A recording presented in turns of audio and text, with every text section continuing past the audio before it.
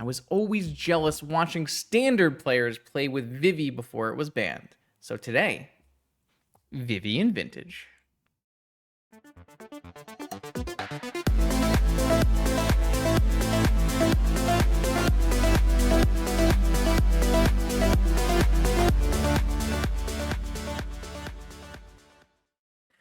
Okay, welcome back, Vintage gamers, to a Saturday afternoon challenge. Unfortunately, I am dead for the mocks this year, so we are going back to For Fun Gaming.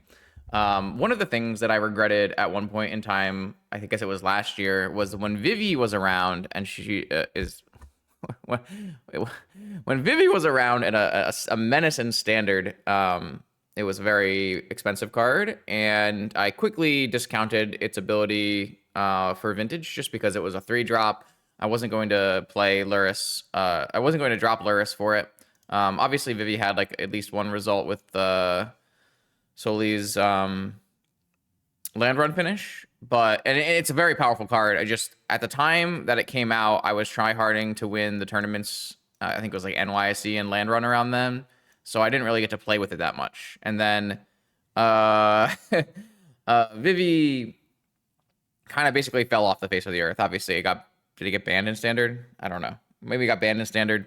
And then obviously it never really got caught any play in Vintage after the land run. So, and we're going back in time, basically. That's a whole lot of words to say. This card is totally playable, and we're gonna play it today in this Tinker Shell. I did forget to put Mystical Tutor in my deck, which is a bit of an oversight, but the rest of the deck is a totally common Esper Tinker except for Grixis shell. One of the nice parts about Vivi is he is a wizard along with Thundertrap Trainer, so you can run Flame of Anor as a catch-all answer. We're going to just do the classic 4-black card Tinker deck with Vamp, Demonic, Yogwill. And we do get to, because Vivi is red, we get to sideboard into Hexing Sculptures post-board against Breach players, which is nice. So I'm looking at, I mean, there's not much interesting going on here. I have a Sensei's Top because we're playing Citadel, and a bunch of wizards and the broken blue cards. I think the sideboard is probably more interesting than the main. I have a Talon Gates as a tutor target, a Tabernacle. I have a bunch of like one-of tutor targets, basically, because I'm playing Vamp and Demonic. So I got the Hercules. I got a Portal we can bring in against creature decks. I've got some Pyroblast for the blue decks. Hull Breacher is going to be my catch-all answer for Jewel and Raker. I kind of like the idea of Hull Breacher here, because I don't really like the idea of like Null Run, which is like my normal answer. So Hull Breacher kind of does a similar idea. So between Hull Breachers and Traps, we should be able to prey on the Raker metagame. But yeah, so unfortunately, because I didn't register Mystical, we're down one tutor target, or one tutor for Tinker. But I'm sure we'll be lucky enough to just draw the Vamps and the Demonics and stuff, and we'll be fine. I'll see you for round 1 of this Vintage Challenge. I am happy to announce the dates for high-stakes, proxy-friendly Vintage in 2026. The legendary NYSE returns to Long Island in New York on June 6th. This $500 entry fee tournament will pay out 8 pieces of unlimited power. The Oklahoma Land Run returns in 2026 on July 10th through 12th at the Reed Convention Center in Oklahoma City. Play Friday Team Trios, Saturday Legacy for a Mox Sapphire, and Sunday Vintage for a Mox Emerald. Event links can be found in the description below. I hope to see you there. Let's battle. Okay, welcome to round 1. Vintage Challenge.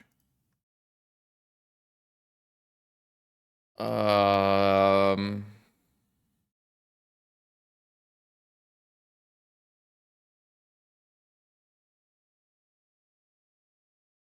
think that's fine.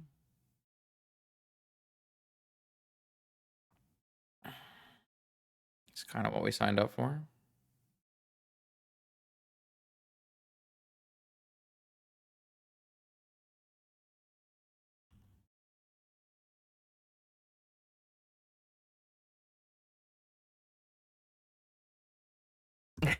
That's kind of what we signed up for.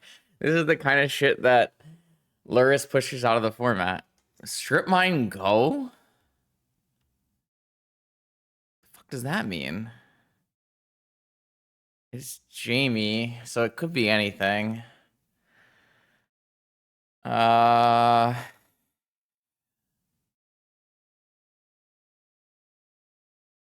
Hmm. So if I play my land after and my Tinker gets countered.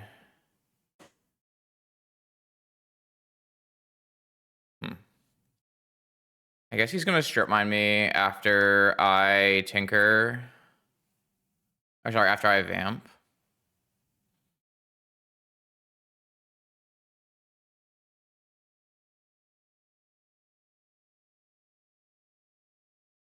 Which I guess is fine.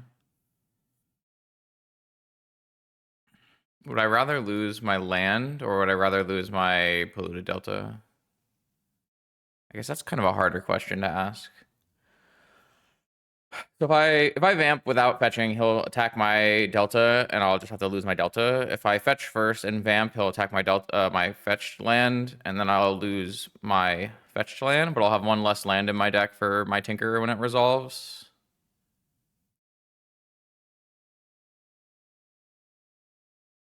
But I'll have one less health.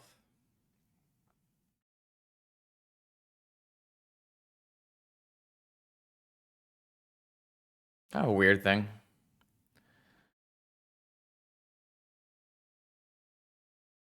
I'm pretty sure I'm supposed to go for Tinker. I could. Oh, he didn't even go for it. I was gonna say he could theoretically. I could theoretically go for Ancestral here.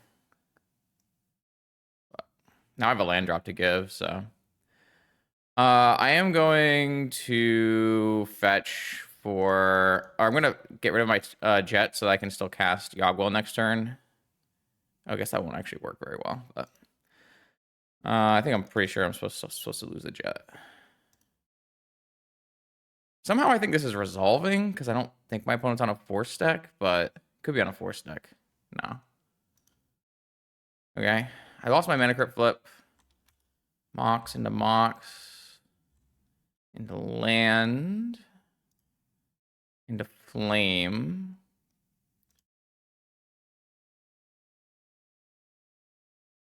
Into PO.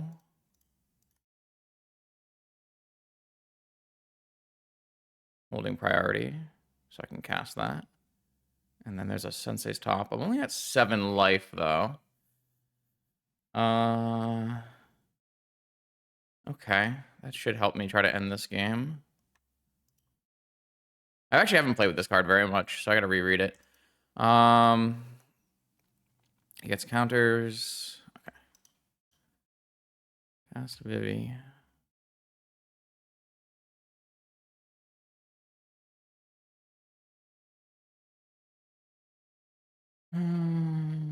I can merchant for a PO using like the Vivi mana too, right? So should just be a winning spot.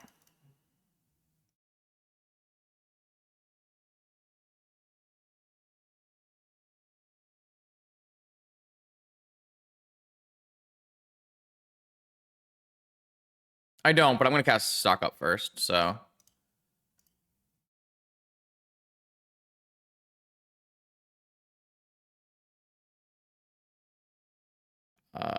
Well, these cards don't do anything, so.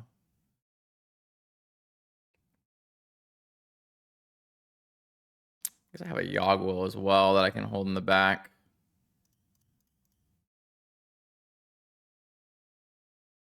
I will make 1 red and 1,000,000 blue.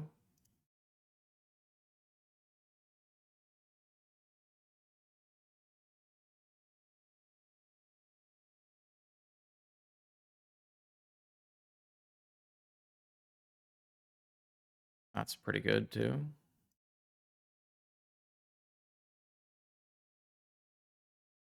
Oh, I don't want to lose my black.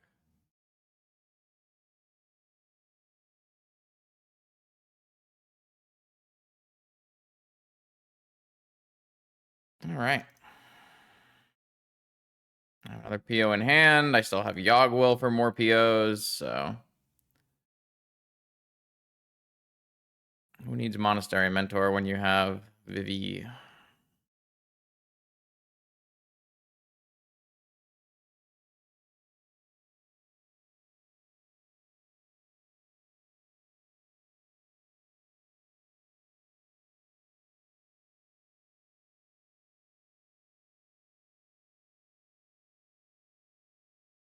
Oh, it doesn't really matter, Santi. Like, we're just 100% to win, so just casting spells.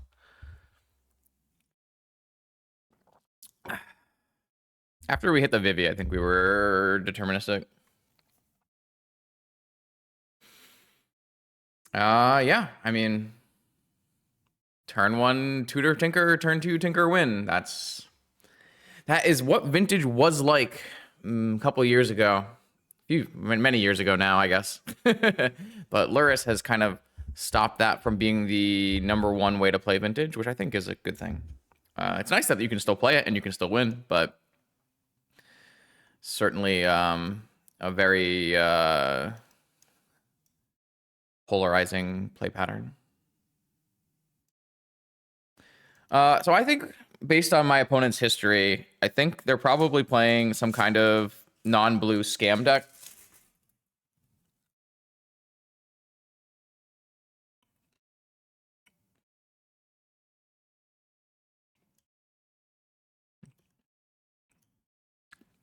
So I'm looking at bringing in like Portal Talon Dismember and taking out like Flusterstorm. Did I not put Mystical Tutor in my deck? God damn it. I searched for Tutor and I put Demonic and Vampiric, but I forgot Mystical, I guess. Oh, okay. Oh well. That's what happens. I think it's like scam.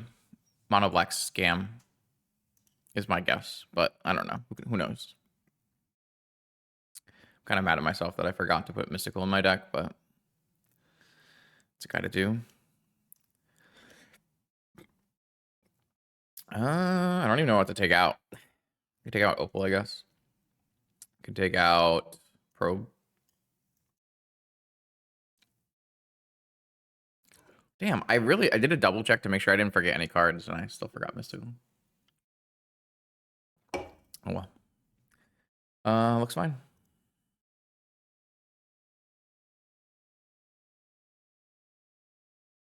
Yeah. Yeah. Well, that's unfortunate. I could have attacked the Dark Ritual, but I don't know. Feels kind of bad.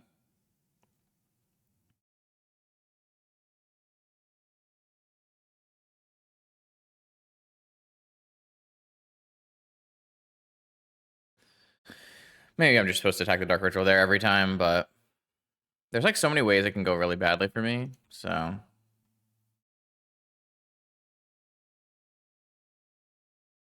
that's pretty damn good. I'm gonna go Basic Island to not get Wastelanded and then play out both of my artifacts.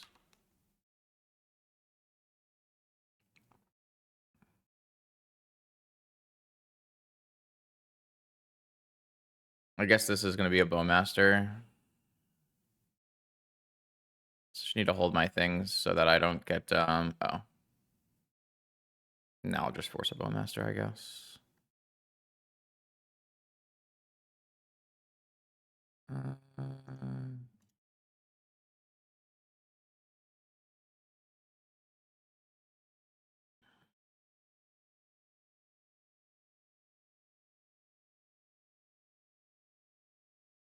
Could Brainstorm first. Dark Ritual. 2 Bowmasters?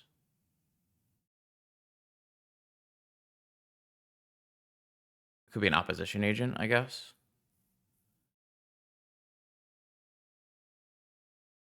What's my percentage chance of hitting a blue card? Pretty fucking high, right?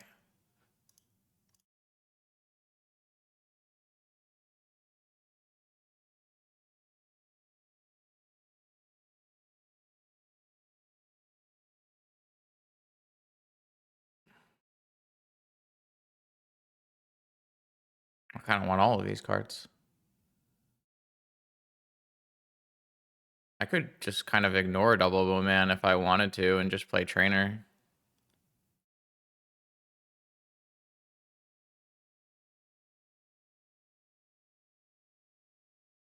I guess I'm 1 mana short still.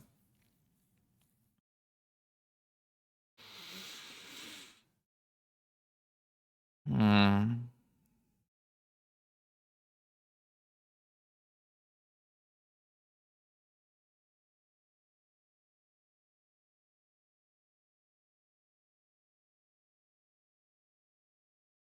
This is like really hard. I think all of these cards are good. This is my turn.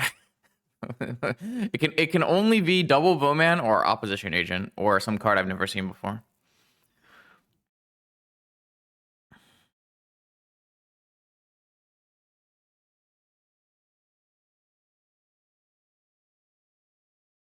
I'm just trying to figure out which blue card to put away. And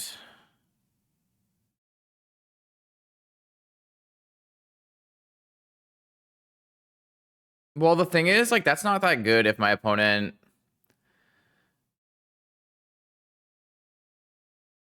double bowmans.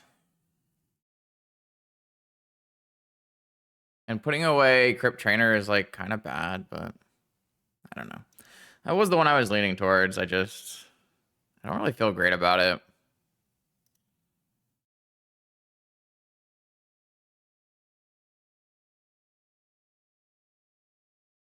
So it's double bowman.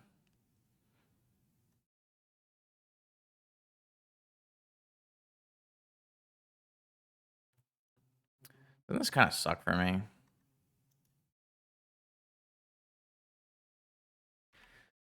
All right. Wait, I put them in. Yeah, like, I feel like this kind of sucks for me. Dolthy Voidwalker.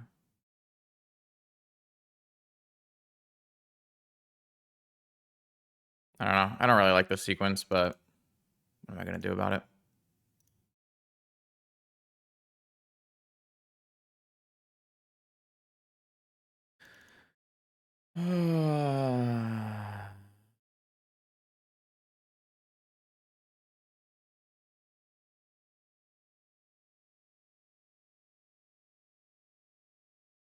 Do this next turn and then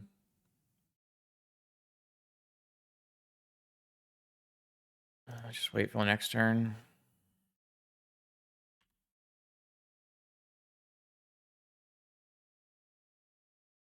Sure, maybe.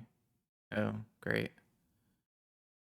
My opponent has got the good top decks here. No lands.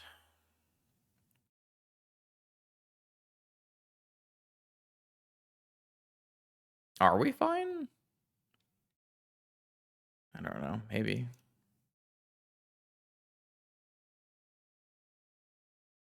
It's not like we have Lurrus, and I have to play out Mana Crypt to do this.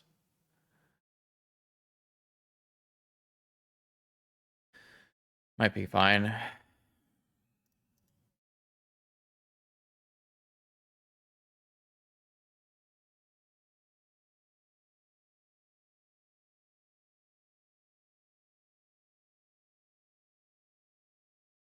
Stock up, force top.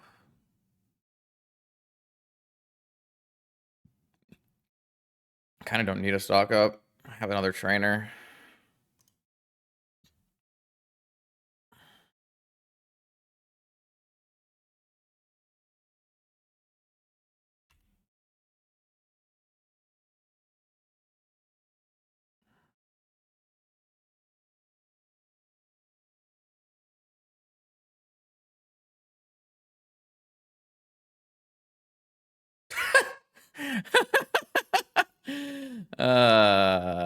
Sure. I will force that. And I guess we will be bouncing Bowmaster and POing.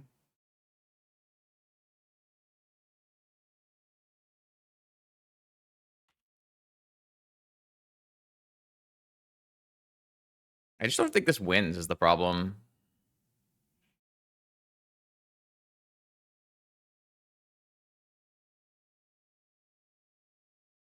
It's like a bit too much going on my opponent's board, hype pieces wise. I want to flip.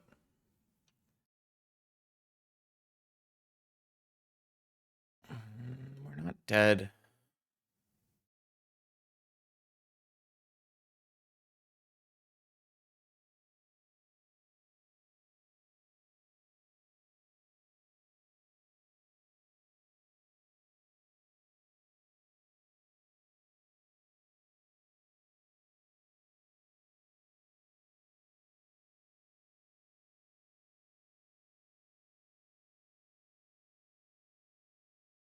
Yes, I'm aware. I see the Dothy chat. I know what the cards on the board do. What do you want me to do? Not like I have to force it, or our whole plan doesn't work. I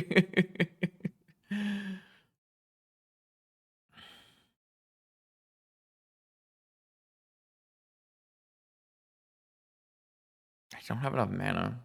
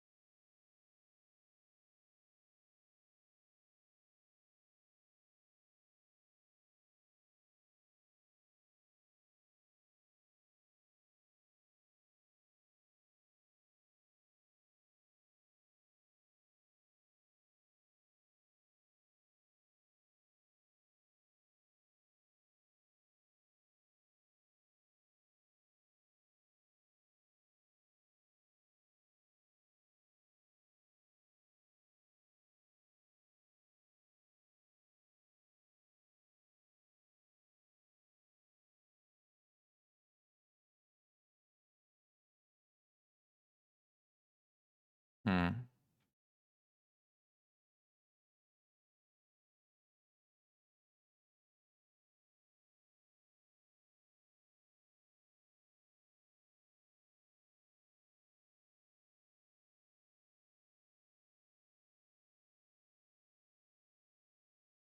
I don't know what our sequence is here that can actually win. There's like very few ones that actually do.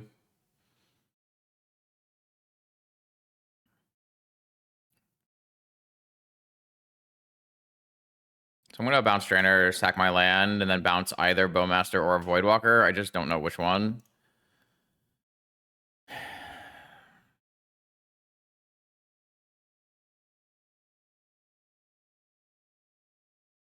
Probably the Voidwalker, because I have to fucking beat that as it is.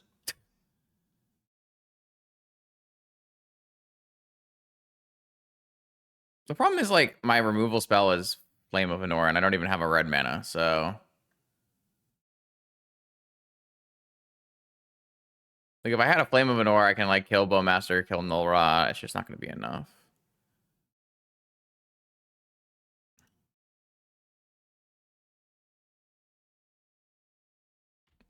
What's the point of this?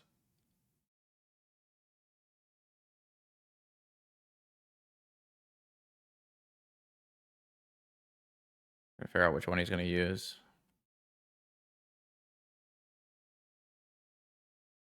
Oh, he can just play it at any point. So he can counter my trainer. Alright, this play sucks. Should just bounce the Bowmaster. I kind of thought you had to do it right away, but you don't.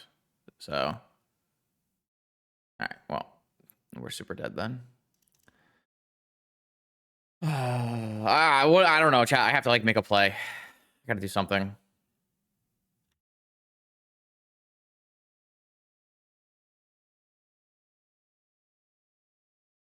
Probably have to win this flip too. I did win the flip. I drew PO again.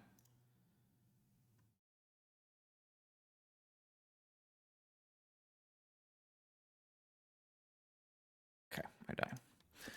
I don't know. I think I could have played that game a lot better. I think I should have just forced the Dark Ritual, and then we would have had a pretty decent shot of winning that game. So, oh, I guess Tinker for Phyrexian, Portal to Phyrexia would have been the hit. Oh, I guess we had some hits. Tinker Portal would have been game winning there for sure. So, I actually was pretty close to coming back from that spot. All right, we'll run the same thing back. I kind of threw the whole game by not just forcing the Dark Ritual and giving us a whole turn of PO for 2 or whatever.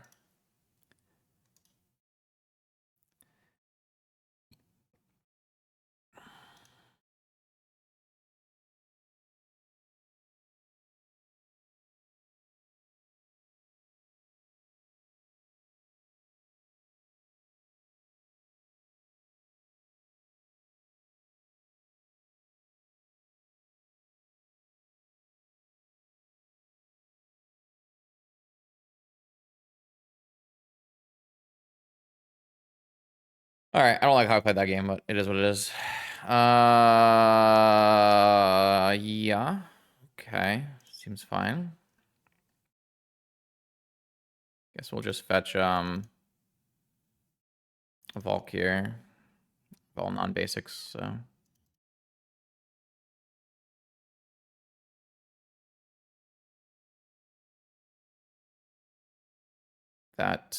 Is that better or worse than going tap land trainer, getting a trainer in play for PO? It's better if it hits mental misstep.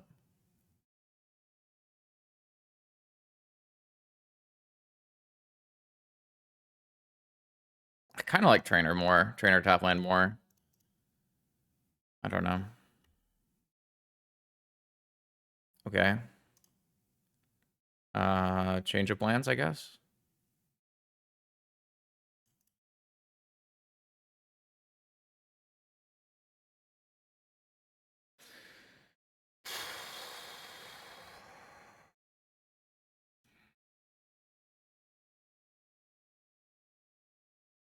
Am I playing this into the possible trap? Yeah, I think so.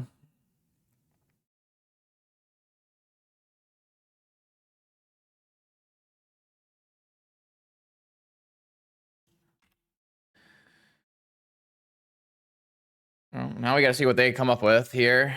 I'm probably just... Unfortunately, I didn't get to play my Thundering Falls, so I can't just like vamp for Flame of Anor, which I would love to do. I can just PO too, by the way. I can also just Tinker, so it's kind of rough for my opponent regardless. They kind of need to have the same opener as before. Thoughtseize into... So here's the problem, though, man. If they, like, play a Null Rod and I vamp for a Tinker, it's so bad, right? I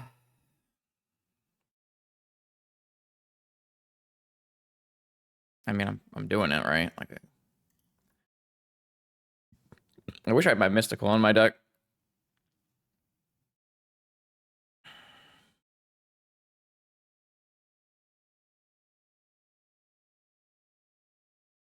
There's nothing that's really better for me.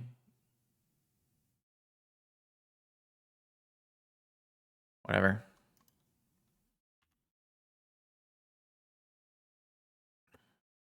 Yogg is not... I mean, all of the 3-drops have the same problem.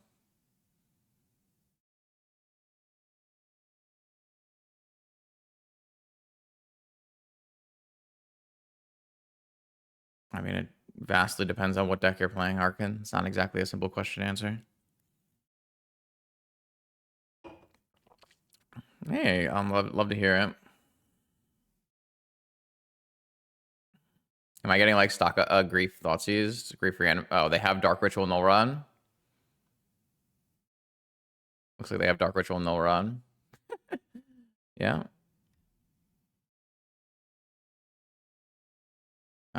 Probably don't want to stock up. Probably want to try to hit another land. I just don't like... I don't know what there was... I don't know if there was like a better choice that doesn't get hit by... as another Thoughtseize. This is why I wanted to play my tap land last turn, not Ancestral Recall. This was the whole point. I got baited by Ancestral.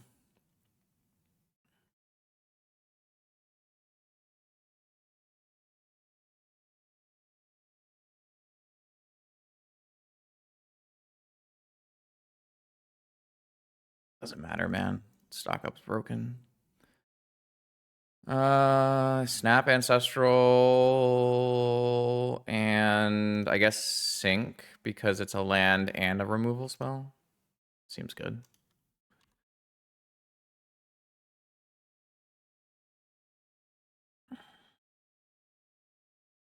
That's fine. Don't care about that.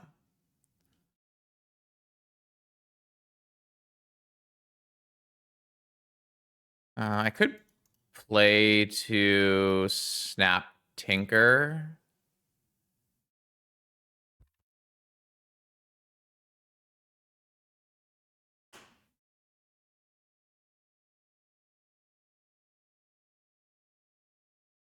And if they attack me with something, I can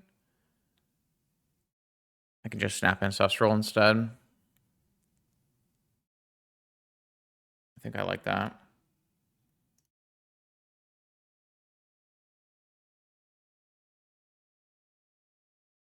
I can also play to snap Tinker Portal and then reanimate Grief Troll and Grief and Troll.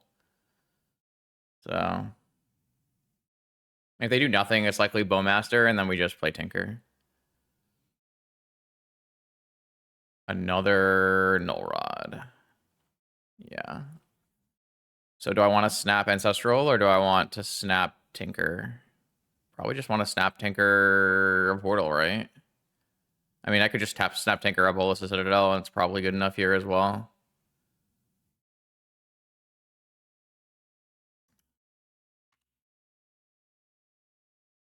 I don't know. Just everything feels winning, right? That's also insane. I don't know. My cards are so much better than my opponent's cards. It's quite tough to say.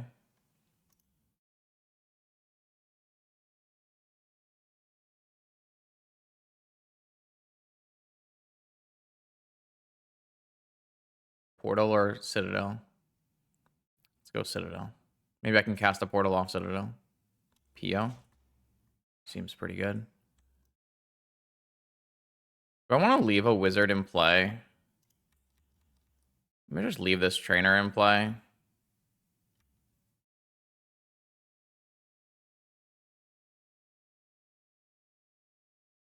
They can trap this, I guess, but...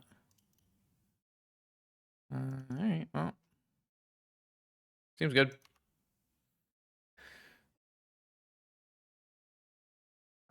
I think I played this round one really poorly, but sometimes you're just not locked in. And I haven't been locked in for months. You may concede at any time.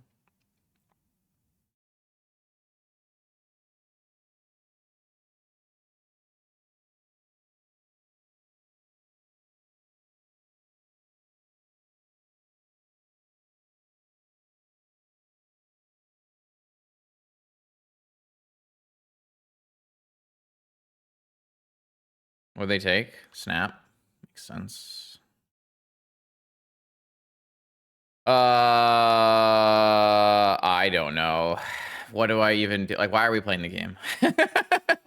why are we playing the game? I don't know.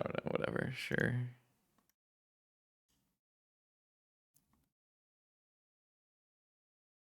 We lose if I pass out, I think.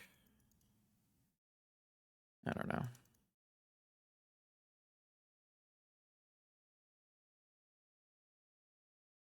Oh, how did we lose a game? I didn't force Dark Ritual, so we got Null Rod Thoughtseize, and our whole hand exploded on itself. Mental Misstep seems fine. Oh, we're gonna just cast this portal. I'll just take the force. I guess we can DT for something. That'd be fun. Yogwill? Vivi? It's DT for Vivi for fun. Oh, look, Yogwill's on top. I don't know, whatever. Whatever, man.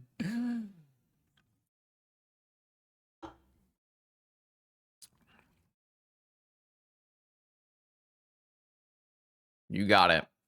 You may swamp cycle at any time. Sewers value. Love that. How shall we win? We can't sack permanents to Bolus' Citadel, sadly. Let's just do this and play a Vivi. Then we'll play a Mox off the top. Then we'll play a Yogwill. And we'll play a Mox off the top of our graveyard. It's Vivi day.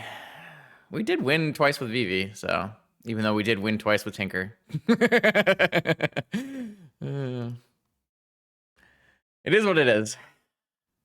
Tinker, baby. Onward and upward, round 2. My hand has no mana. My hand has bad mana and forces. I'm just going to mulligan this too. The nice part about this deck is we can mulligan to Tinker, so we can mulligan as low as 3 cards and still win on turn 1. What is my last card to take out here? I guess it's Mental Misstep.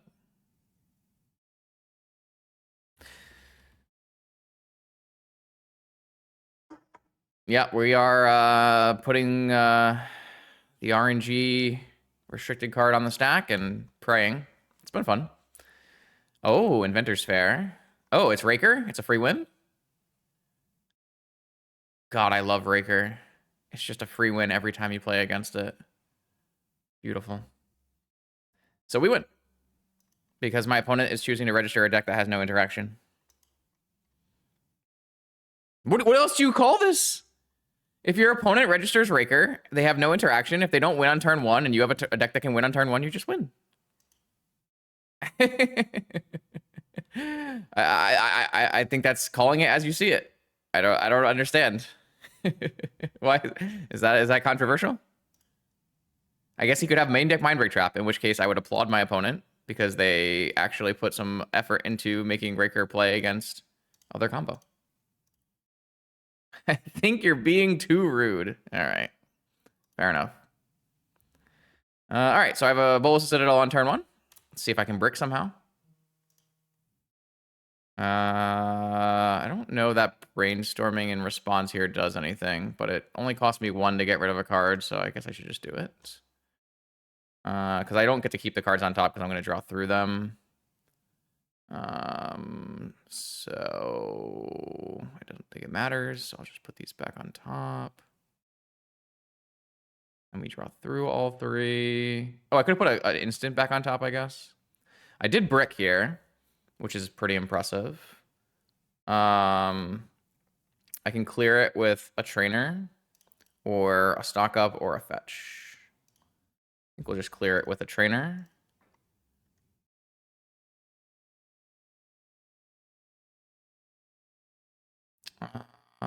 Force, flame, misstep. I think I'm just going to take the force in case we do brick here. We'll have extra counter magic. PO. Sure.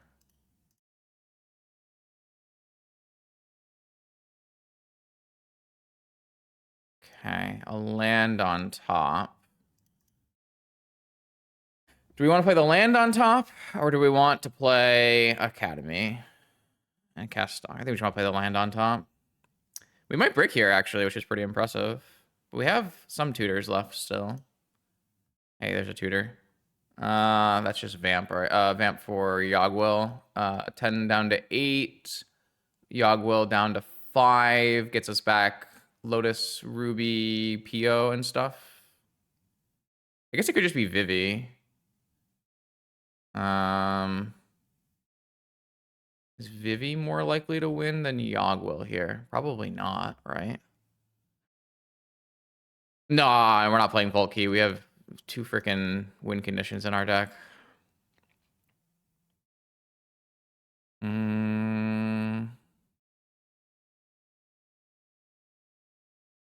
I guess if I Yogwill, I could Vamp again, but I won't have enough life to do that.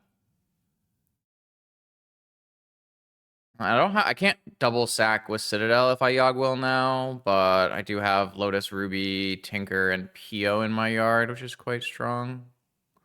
It's probably just Yogwill. Bricked again on Misstep again. Okay, Ruby, Lotus.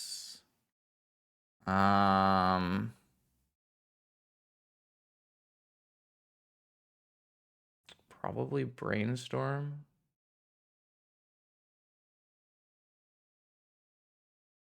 Kind of late to like Tinker for a top where you don't have a lot of stuff left. Okay, we could technically Vamp for a Vivi and then Brainstorm for it. We might not win this turn. I don't know if I want to cast Vamp here. Hey, there's a top and a probe.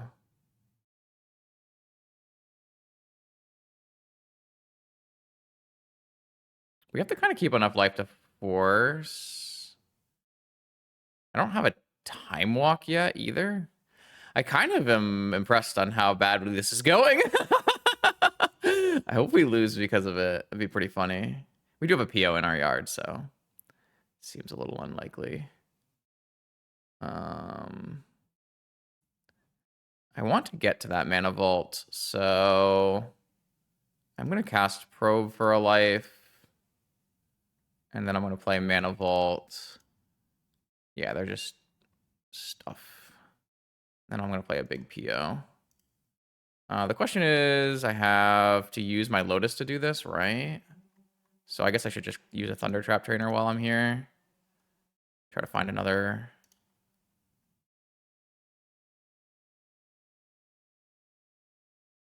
Game.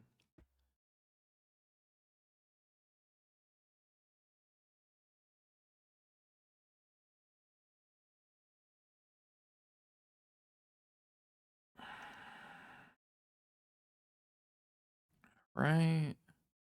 There's a Vivi. I feel like that should be good enough, right?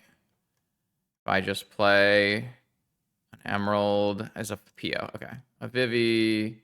Yeah, that's enough. All right. Now we just got to cast 20 spells.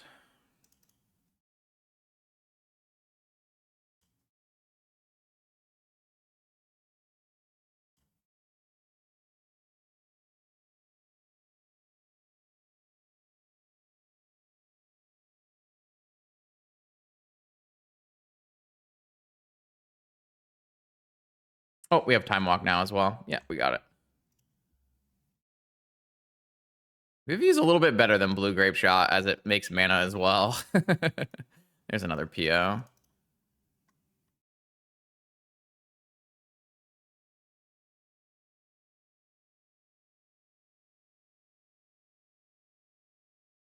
I can make 10 blue mana right now, chat. That was way harder than it needed to be.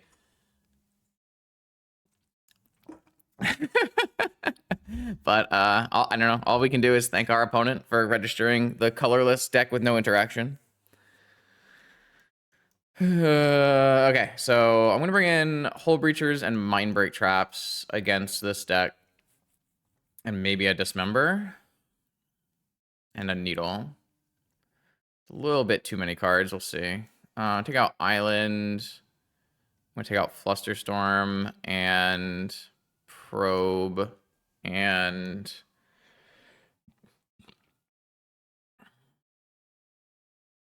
now we can definitely lose on the draw here. I mean, you do gain something by playing no interaction. And we have to be careful for Mindbreak Traps post board. One of the most fucked up things is that Tinker is like it's kind of reasonably easy to play around Mindbreak Trap with Tinker for Citadel, which is kind of ridiculous.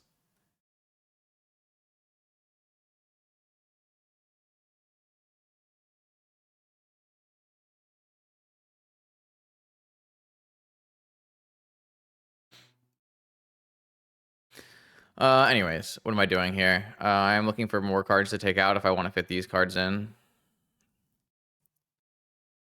Yeah, Chain is like only really good when they like natural Volt key you or slam a Karn on you. So, I mean, it's not bad, but it's not amazing. I kind of want to try to cut Yogwill. I don't feel like you need a Yogwill very much in this matchup. Like in that game, I didn't have to Yogwill. I think I could have gone Vivi and had a pretty decent chance of going off as well. But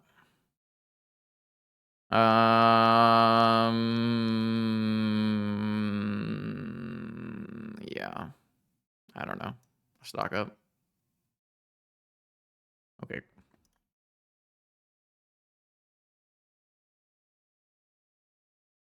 All right, so basically our best plan here is to try to live through turn 1 and then play a Tinker. This is pretty close to what we're looking for here. This is like a Moxen away from being an amazing hand. Instead, I think it's just a reasonable one.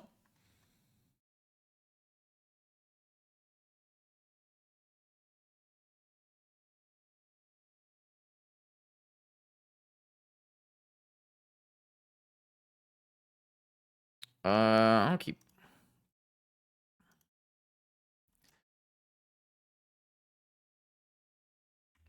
Yep. Vexing Bauble. Talon Gates. No, it's a 5-mana blue creature. I mean, it's playable, it's blue, but it's not good for vintage.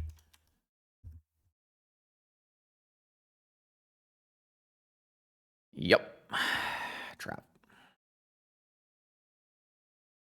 I really like main deck trap right now. If I was playing the vintage showcase qualifier, I would look really hard at if my deck can fit a main deck trap.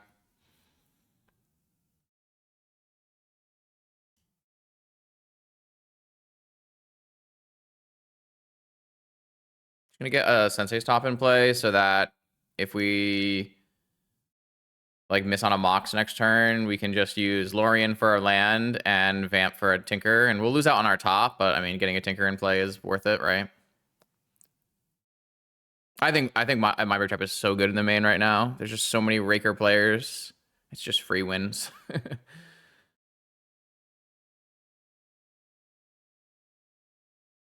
Wow, found a workshop, huh? Not bad. You don't think Mind Break Trap's good? I think Mind Break Trap's insane right now. Like, the Raker is the most overplayed deck right now by a huge amount. And it's very easy to beat if you want to beat it. PO. Okay, I mean, we're just going towards Tinker, right? We don't have Null Rod in our deck, so...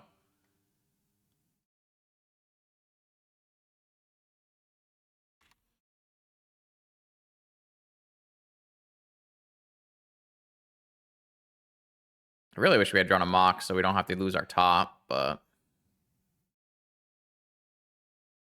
I mean, we could play a slower game and, like, Vamp for Needle on top. I just, like, don't feel like I need to do that if I can just Tinker, right? Like, tinkering with no land drop and no top is not amazing. And I can't get back my top because I got cut the Yogg-Will, but, like, surely it's winning long term.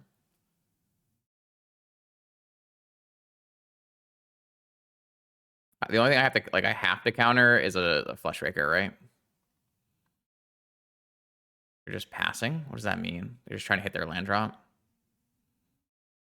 All right, so what I'm going to do here is I'm going to fetch a Volcanic. And then I'm going to get an island, a Volcanic with our... probably, I don't know. I guess I'll get a Underground Sea. I guess I'll get a Volcanic with my Lorien. And then I will Vamp. And you can't Mind Break Trap my Tinker, so...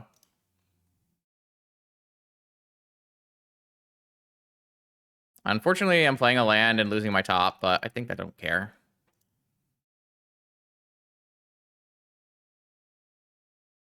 Time Walk seems good. So anything I play now can be trapped, just to keep that in mind. Don't think we care, of course, because it's free. There's a trap. It's fine. Go to our next turn. We get to pick up a top. Pretty good against Sensei's top. Let's pick up a misstep. Pretty good against Sensei's top, I should say. Just gotta be careful with our life total. No reason to, like, randomly die. Another stock up. Seems reasonable. Flame, Hold Breacher. Mox. I mean, what am I supposed to do, man? They all win the game on the spot.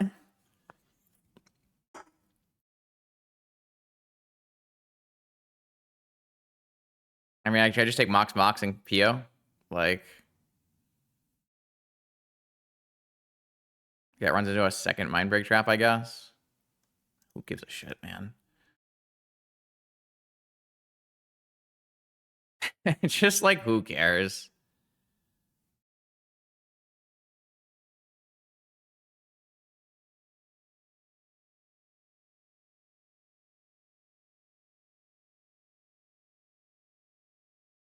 I think I just do 4. If this gets trapped, it's fine. I play my land and maybe I use my trainer. Like, I just don't care. Like, I'm not going to force this back. I just have no reason to.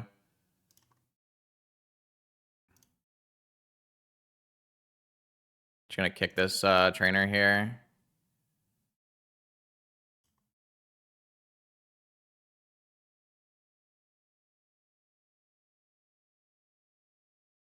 There's a PO. There's a PO. There's a force on top. Well, I think Raker can play Wasteland. I think they just choose not to. They just choose not to play into interaction. I played against a Raker deck that had Wastelands and Strip Mines in my testing for the LCQs, and I thought it was so much better.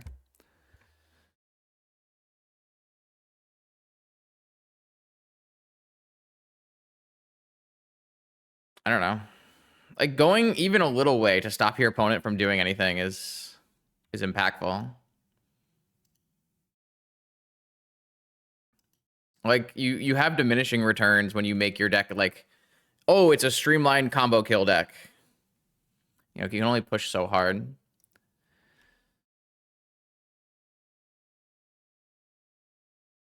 Probably gonna upkeep a PO so I don't have to pay for this mana vault. Yeah, I can just counter whatever they draw, I guess. I can go to 1. I'll just get rid of one of my. I guess I just like don't care if they draw and play a Mind Break Trap. All right, I'll sorry, Sensei stop. I think I'll just use this mental misstep and force this on Raker.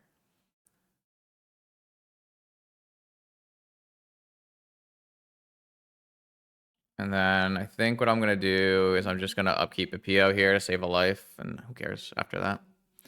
Yeah, I mean, for what it's worth, there are not very many Tinker decks in the format right now. And so that's partially part of the reason why Raker gets to be played as much as it does and to the success it does. I think Raker is kind of a byproduct of like Lurrus PO and non-null rod Lurrus decks. That doesn't even lose. Double force is fine. We had 7 life. We can force from our hand, force from our library with 1 life left, use our last PO. Like, we don't even lose with double force Keystar. Like, it doesn't even matter.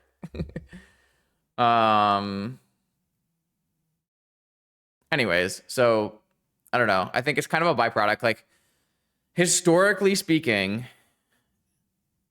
non-force of will combo, which is what Raker is. It is a non-interactive turbo combo deck.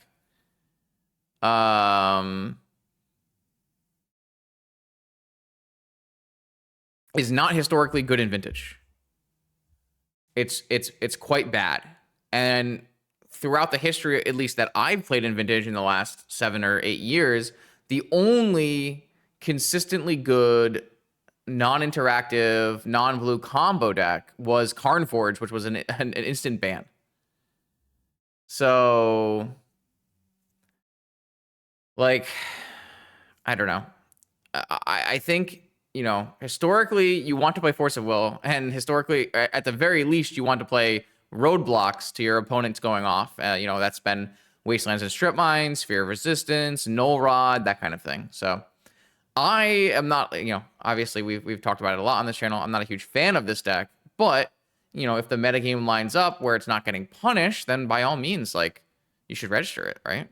Like, if people aren't going to punish you for playing it, then that kind of negates the reason why you wouldn't want to play it. So, something to think about. Okay, welcome to round 3. We're playing Vintage, and we are playing Vivi PO Tinker, and our opponent is playing a Lurrus. Maybe a Lurrus Breach deck. Maybe a Gifts on Given Drain deck. Let's take a peek. No. Kind of, they're playing the same deck as us, except they're playing Breach and Lurrus instead. Similar idea. So the way we gain an advantage in this game is by tinkering early, before our opponent can utilize their Lurrus advantage. And it's worth noting that opponent has main deck Hexing Squelchers, which can be problematic for us in the matchup. We have not the best answers for Hexing Squelcher. We do have a Force and a Flusterstorm, which I think are extremely good cards here. I'm going to play an Underground Sea and a Jet and a Top. That way I can hold up Flusterstorm for turn 1 stock up, and then I can spin if not.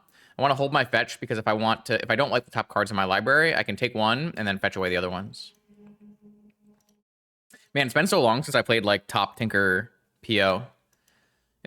I just like felt like for like serious tournaments, unless the metagame really called for it, there was like very likely it would be hard for me to find a spot where I wanted to play Tinker PO again. And honestly, after playing so much Lurrus PO, I very much felt more drawn to that style of deck than to the classic. You know, I got pretty much famous in Vintage for playing Tinker PO.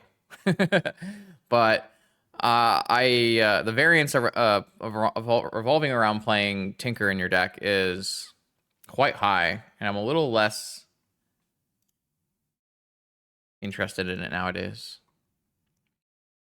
As you know, it makes a lot of sense if you've seen how often I've drawn Citadels and Tinker targets into my hand. A great opening start here on color Moxen plus Trainer. It's going to mean I'm going to have to hold up Flusterstorm for the next turn. They drew Ancestral Recall, which is not answerable by Flusterstorm if they play a land first, which is quite bad for me. I'm looking for a Tinker here. Thunder Trap, Opal. Interesting. Yeah,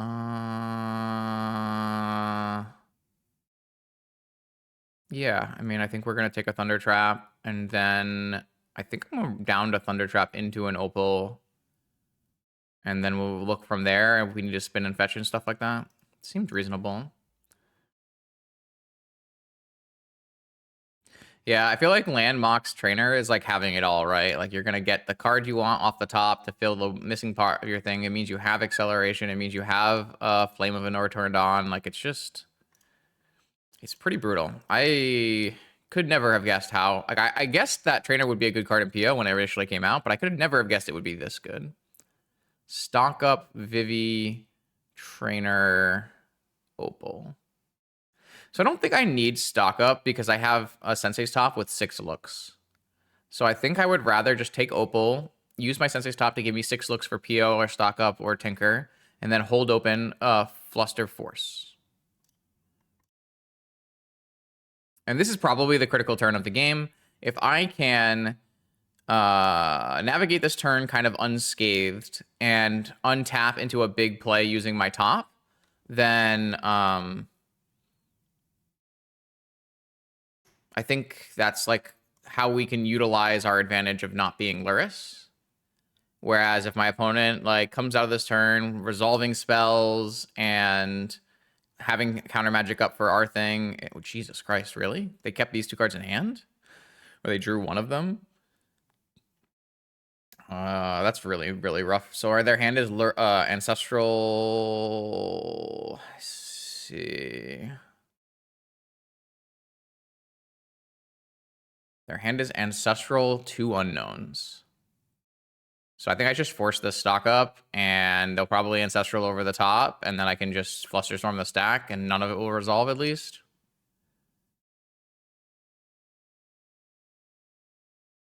Seems reasonable.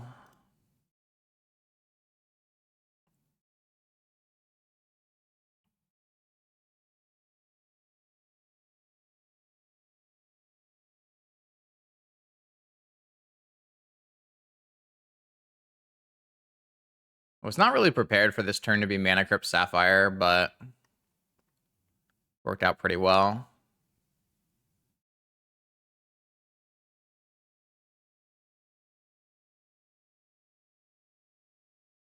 It just happens. And then they played a fetch, and then they played Ancestral. All right, I mean, that means they have 1 card left in their hand. If it's PO on the next turn, it's bad for me, but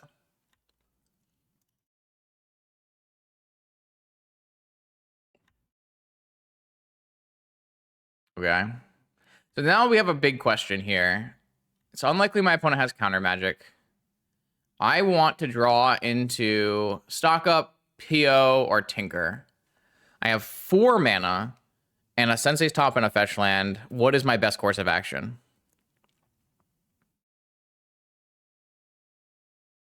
Is it untap draw? Is it untap spin on upkeep? Is it fetch and spin now? Is it fetch and surveil now? If I was only looking for 3 drops, I think the best play would be spin on upkeep.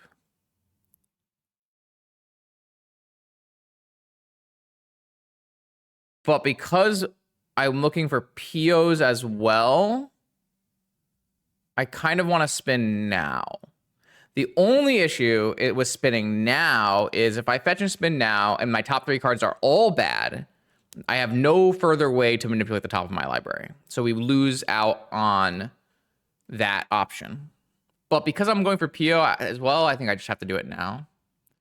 But I think I think all of those options have like positive and minuses, pros and cons, and it's not 100%. You know, I wouldn't really fault someone for choosing a different way here. Flame, Force, Academy. Flame, destroy mana crypt, draw 2. Puts me 1 mana short of hardcast Force. But I do get another spin after, I guess, for a blue card.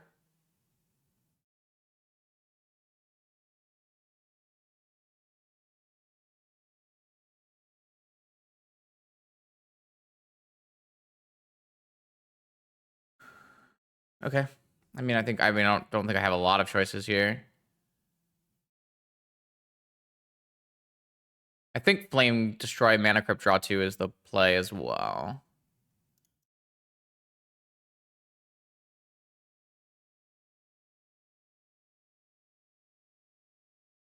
Destroy artifact, draw 2. I draw 2, destroy your crypt. Attack my opponent's mana. I am always playing Academy here, I think. And then I'm spinning, looking for stock up in Tinker. And at the worst, a blue card for Force. Okay. The good news is I have Force spinning on top, and I have a fetch land to shuffle away next turn. This is kind of the spot of the game here where not having a Lurrus is rough. But we do have a Sensei stop, so.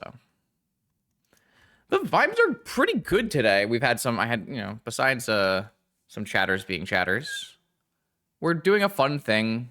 A little, not memey, but a little bit off the beaten path. We're doing something we haven't done in a while.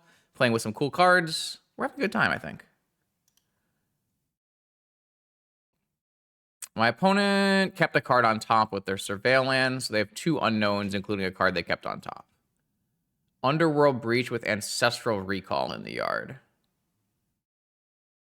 With 1 card.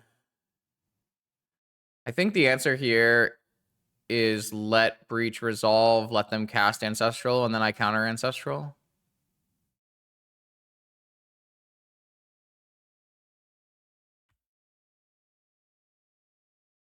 With 1 card in hand, I don't think I'm worried about them like being able to cast a second Ancestral. I'd rather get rid of the 3 cards from their yard.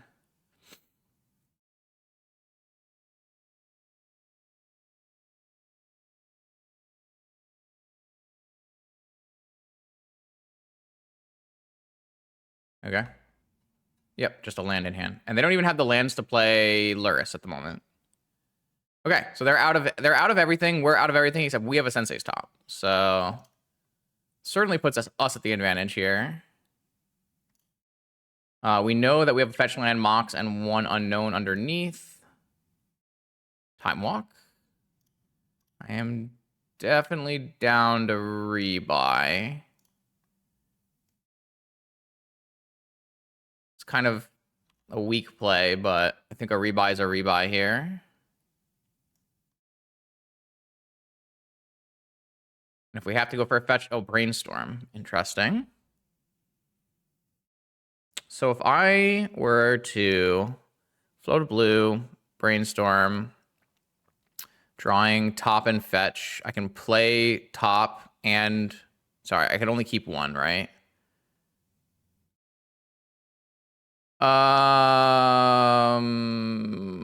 When? I might have missed some way to get an extra advantage, yeah. It's possible. I wasn't really paying attention. I don't think that you see the new card until after the next turn, though, so could be wrong. Brainstorm is basically the same thing. And I kind of want to just wait for this next turn here. So I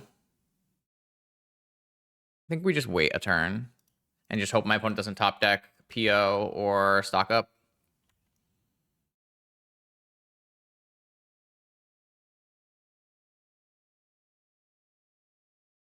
Okay. That lets them buy and play Lurrus. So they have Lurrus Breach coming soon. They're going to need 2 more cards in their yard to buy back Breach and then cast Ancestral.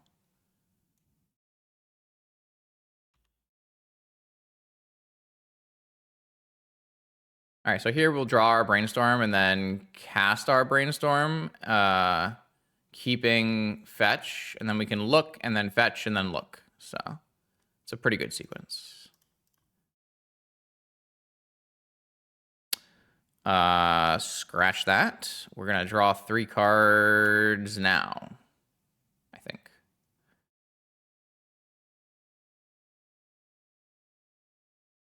I'm just making sure.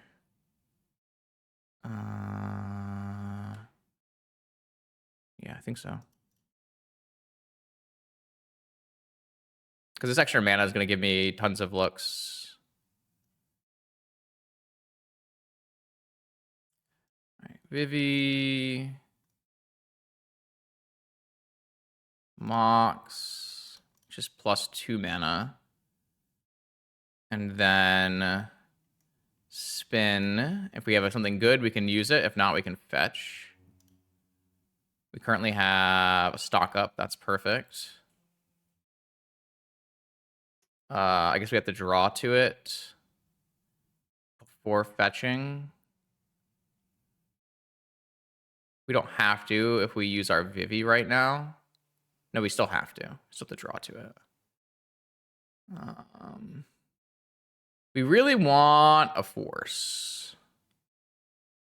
We only have 2 forces left in our deck, though. I mean, we might be rebuying top, to be fair. Oh, no, we're not rebuying top because we're fetching away top. No, we don't have to fetch away top. We could rebuy top, but I don't know. I think it might just be fine to lose top and hold our Vivi activation, because then we could hit, like, Mox PO, right?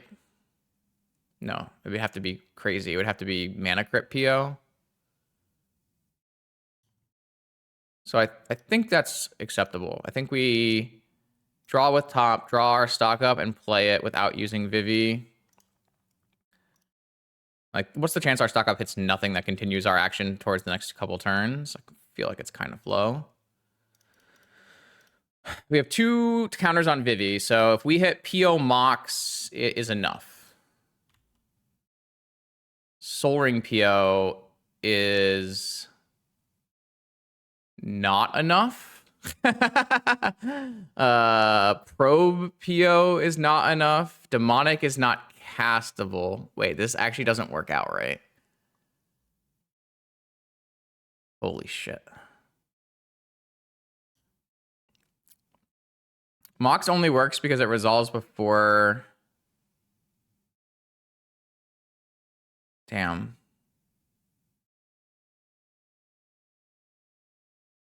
Damn. Should I just take Probe then? The off chance?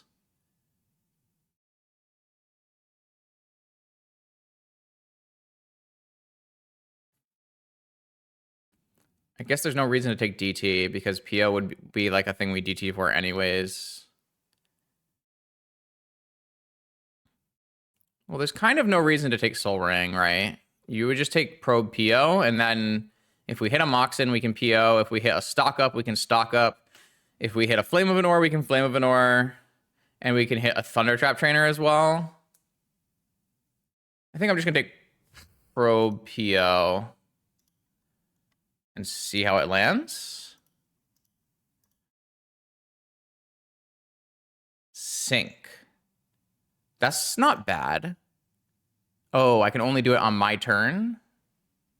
Activate only on your turn and only once per turn. So I just bounce this Lurrus.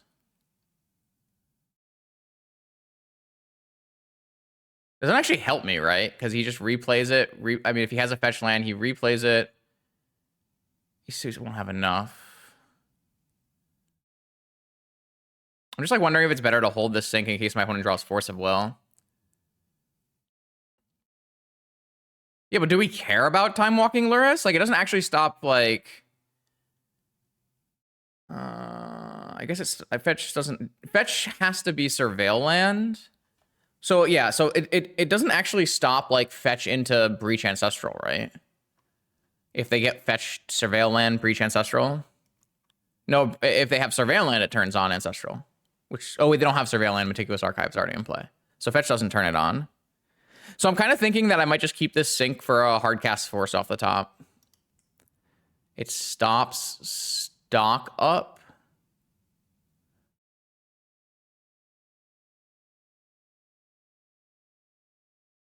I just like don't know that bouncing something here helps me, whereas holding it for next turn might help me. Okay, which hopefully opponent doesn't draw anything good here and we don't die. I wish I could activate on their turn. It'd be sick.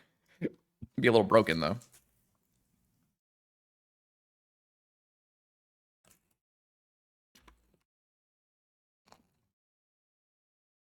That makes sense. I'll block like this. All right. It went to our turn, so this is quite good against like a hard cast Force, right? So should be game winning.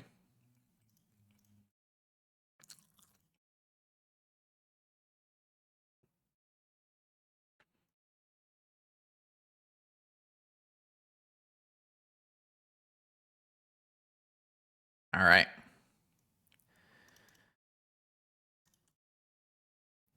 Cool. Vivi was almost really good there on the other turn. Like, it almost let us keep going on, like, a Force, which would have been really strong.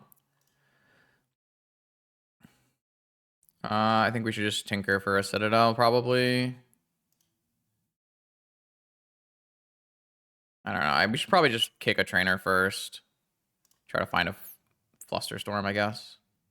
I don't know.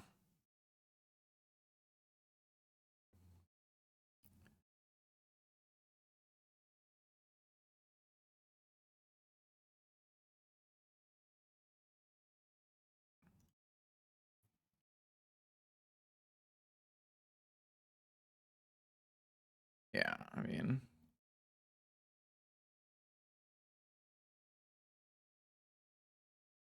I have how much mana on this Vivi? 11 blue mana.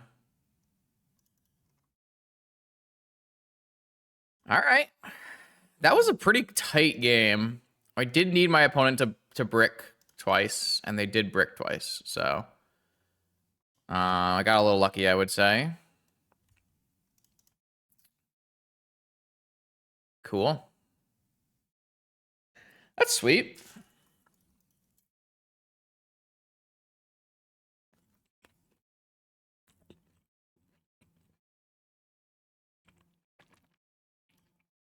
Well, what cards do we like here? Is actually a really hard question. Pyro Squelcher. Do we actually like Trap? Not convinced, but on the draw maybe. Island and Sink can certainly go. Chain can certainly go. Vamp can certainly go.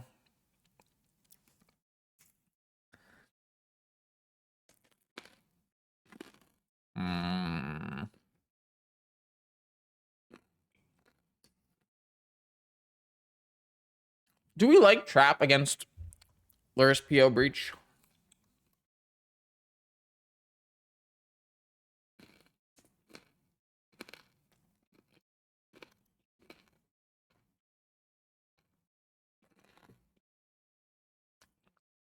I would never bring in Crypt, no.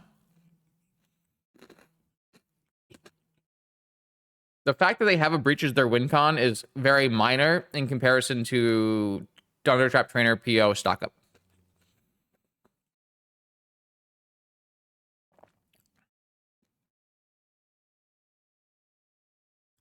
I don't know how to board for this. Because I feel like all these other cards are quite good.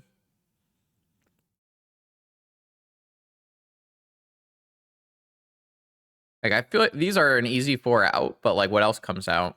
I don't really like boarding out Opal here.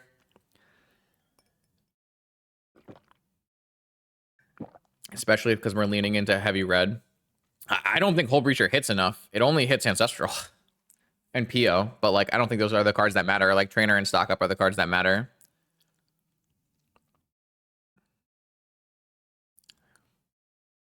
I feel like PO, like Hull Breachering a PO is like kind of magical Christmas land for the most part. I really don't want to take out any of my action spells.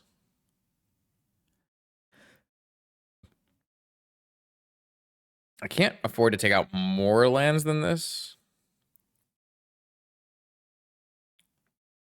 Maybe I will just take out Opal, Stock Up. I don't know. It's tough.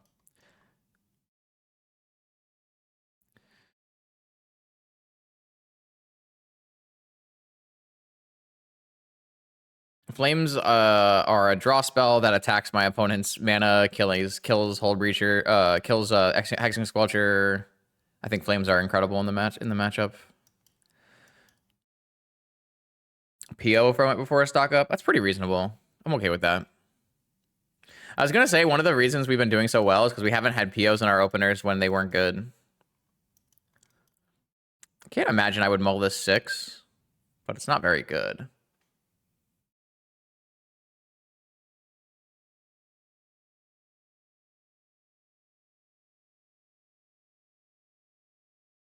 I'm gonna mull this hand. I've actually used a little bit too much time here. I gotta play a little faster. Surveil and go. Uh-oh. My Mind Break Trap's looking a little silly.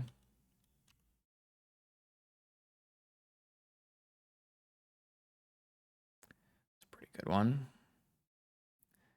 Somehow I think it means I'm going to get Pyroblasted off this Ruby, though.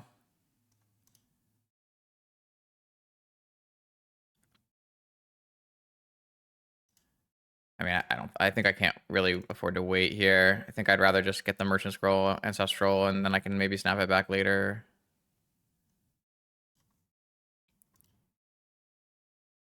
Pretty sure I'm just getting Pyroblasted, but I don't think it's better for me to wait here. And I went for this first because I wanted to maybe make sure I hit lands. Like, it's okay to have my Ancestral get Pyroblasted here because I can snap it back later in this game if I get to that point. The problem is getting to that point might be challenging. We are so far behind after mulliganing.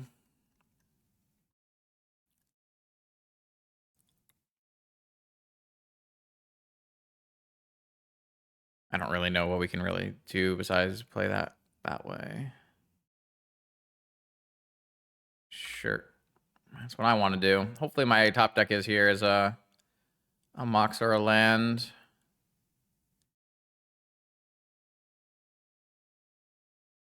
They revealed Stock Up. Yeah, this see, this is what I'm saying though. Like, is Trap actually good against? Like, it's good against their broken draws, but is it good? It's actually good against my opponent's deck. Like,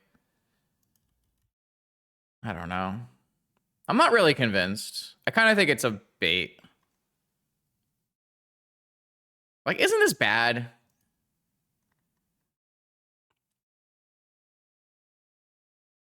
I don't know. Kind of just depends on what kind of hand they have. Like, if they have this Surveil and Go hand, yeah, it's not very good. If they have, like, the Mox PO hand, it's good. I kind of think it's bad. I'm going to probably put the Stock Up back in, or the Stock Up back in. I'll leave, like, one trap in or something. I don't know. I kind of wish I kept my opening hand.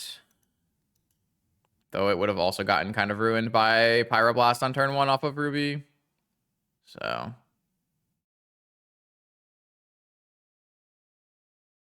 yeah. All right. We just didn't have any land. Like, even if I had resolved Ancestral, we were not drawing any lands, so... not good.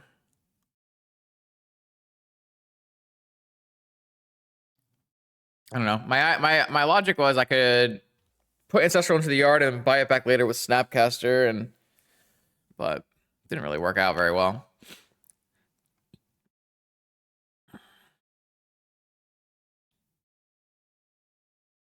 They're gonna PO on my end step. Good play.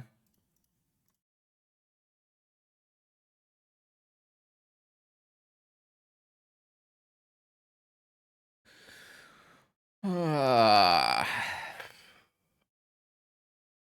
almost want to concede so that I have more time for game 3.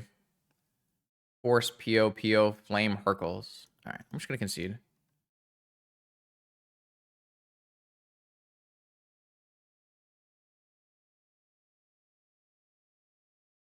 That was a pretty unbeatable hand from my spot there, so. Interesting they brought in Hercules versus me. I guess I do have a Citadel. But you have Chain. I assume they would have Chain. Yeah, I don't know. I don't know. Maybe I should just kept my opener.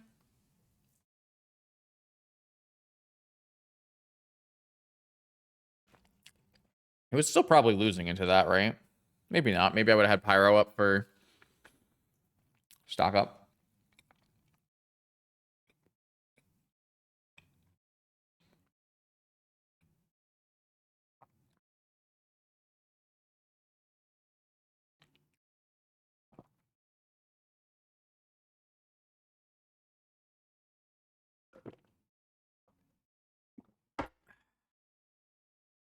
Yeah. I don't know. That was really bad, though.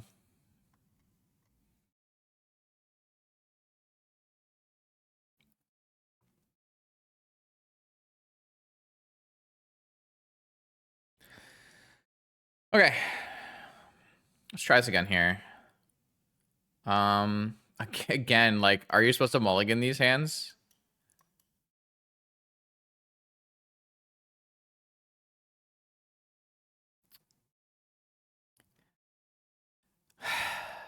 Like, if they have an opener that's any remotely strong, this hand's bad. But if they don't, this hand's good. This is the kind of hand where I kind of do want to have trap so that I can play a nice slow game. That's a good card to keep on top. Hopefully we just live to turn 2 and then we can play out a longer game plan here with trainer into Vivi, trainer into Vivi.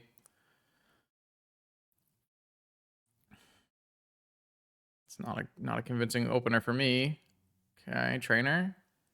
Soul Ring. Now I want trap, man. Now I want to have trap for stock up. Oh man, I don't know. Like this is this stock up has a 1 in 4 chance of being a trap if I had kept the other trap in. Maybe they'll just buy Lurrus. Oh no, chat. Like the difference is so big when they shit. I don't know, man. This is my fault. Like, if I mulligan and they keep a hand that's interaction heavy, I lose. But if I don't mulligan and they keep a hand that's powerful, I lose. And, like, the only way my hand beats both is if I have a heavy Mox opener, but I just can't always guarantee I have a heavy Mox opener, right?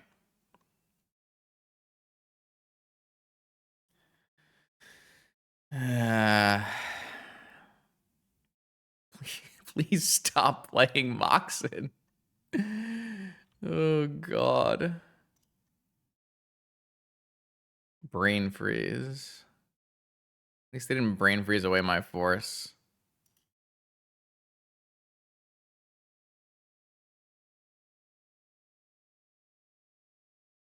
Are they gonna Pyroblast my trainer? Please. Please do that. Cool. Well, now I can realistically force something this turn, which is nice. Unfortunately, at some point here, my opponent's gonna get a bobble off this Saga, and I'm gonna die immediately. What's a guy to do? The difference between having a Mox start and having a no Mox start is so high. But, I don't really care about the Saga plan here. I don't think that's the problem. They're gonna go for PO. Going for a Saga plan here is just not very good. Do they have another counterspell?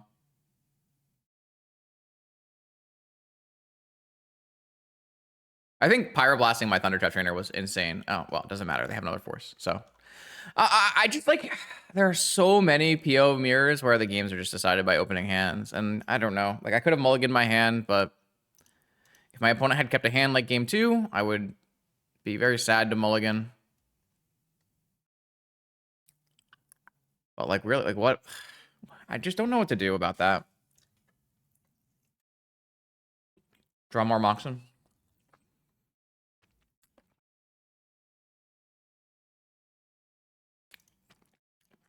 They pitched PO to force instead of Brain Freeze? No, man. That can't be right. That can't be right. There's no way. They're Moxen our Sapphire Ruby Soul Ring. There's no way.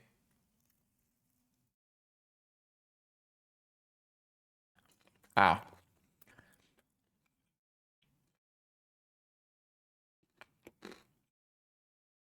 Rewarded.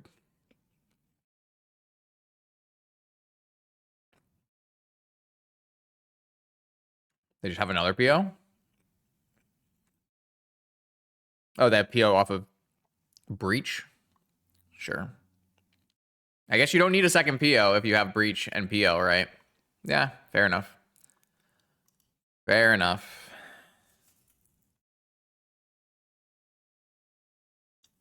But they only had 3 cards in hand, though, and they forced pitching PO left their hand with only Brain Freeze. Unless I'm remembering wrong.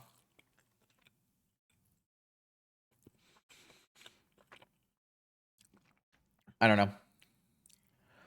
This kind of just comes down to mulliganing decisions, and I just don't know how to balance the idea of a full Moxen powerful opener versus a full controlling counterspell opener. That's what it comes down to. And also, like, the fact that every mulligan you do means you have 1 less ability to counterspell your opponent.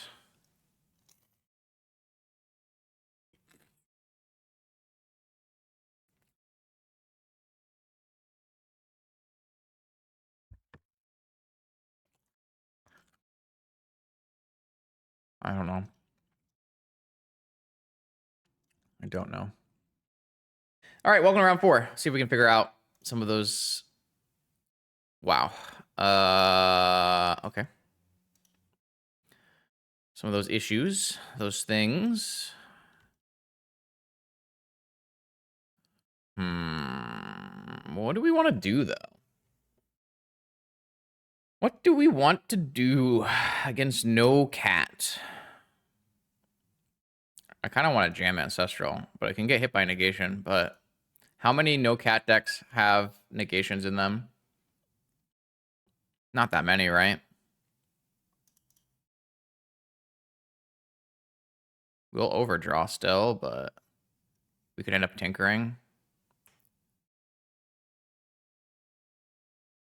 I don't know. I think it's fine.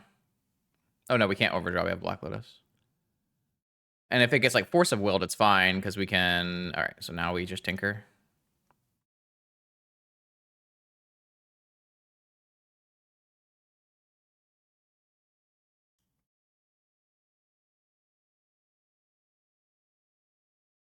Yep, this is playing Tinker. Flame of Anor. Kind of an interesting one to theoretically hold on to, but I'll just draw 2. I don't want to find a force here. That could help. I can chain back my trainer in response. Probably want to do that because I have the ability to play another trainer. You just go past it with trainer. I just go past it with trainer is fine. I think having a trainer in play is good. I'll take a second flame, I think. Immediately dead. All right, I think I'm going to go with the Thunder Trap trainer and try to find a force or something. We need to find a force, really, so that we can pass and not be scared. Brainstorm is pretty good if I can find another mana. I just hit 5. Oh my god. Of my top 5 cards, 4 of them were lands. That's crazy work. 1, 2, 3. That's like more than half of my lands in my deck. All right, well, it's not good. I have no force, so if my opponent turn 1 kills me with Raker, I die. They might be thinking about conceding, so they don't show me what they're on, which would be really good for me. No. Like, we can definitely die here. I just bricked as hard as I could brick, right? Could I have done anything differently, really? Don't know. Maybe. I'd have to go back and look. I mean, if we make it to next turn, we definitely win. We just brainstorm back Vivi, Yogwill, and win. But I just don't know that we're going to make it to the next turn. And even if we make it to the next turn, maybe they play like a Karn or something. I don't know. I guess Karn's not a big deal. Yeah, that's a bad sign. I think we might just die to Raker on turn 1 here and lose. Just the fact that we, not only did we brick, but we also just found no forces. Not ideal. I was thinking about just like leaving Flame on top as like a destroy artifact, but it felt like it was too bad. Like I felt like we could just keep going. Like it was worth it to keep going. Oh, okay, never mind. We're fine. Sphere resistance. I mean, sphere resistance is good here, but it's not good enough.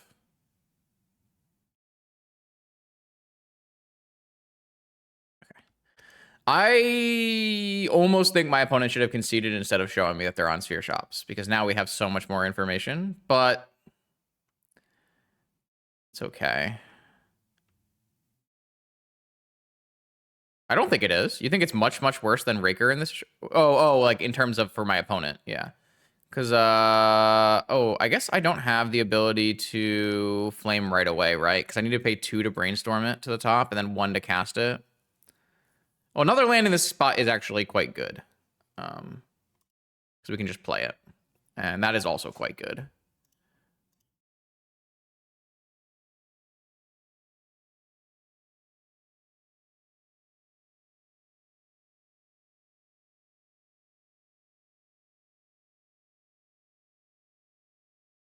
So I can only make 2 mana now.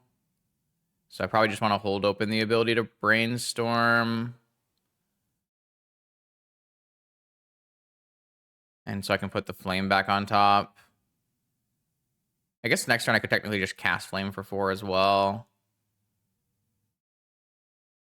Cycle the Lorien.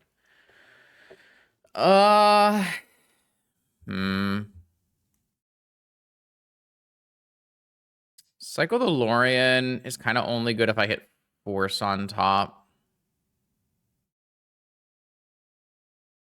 Like use the Vivi and hit a force on top.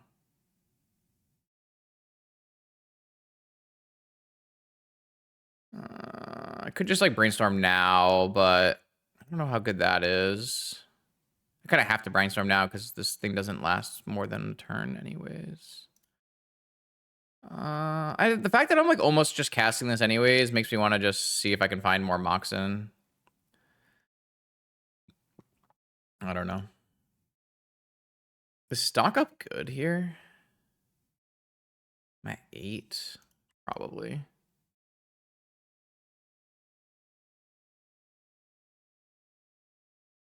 There's my force.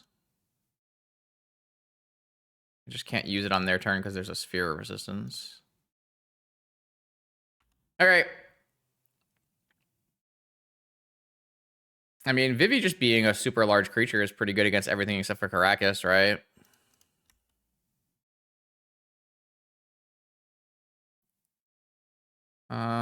Let's get rid of Sensei's top, this land, PO. I guess maybe PO is better than a second Vivi, but yeah, I'm not really worried. Like, we're just gonna have to play a little bit longer than we wanted to. Once we cast this Flame of Honor, we should be fine to like go off. So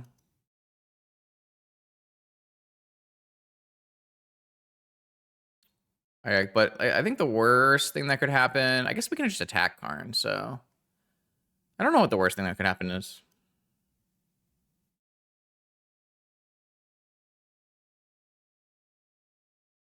I guess Stonecoil Serpent. Oh, they play the One Ring? That's weird.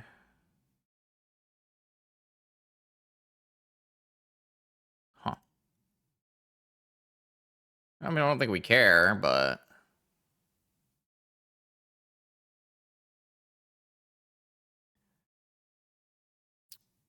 we can win with Yagwell Citadel through the One Ring, right?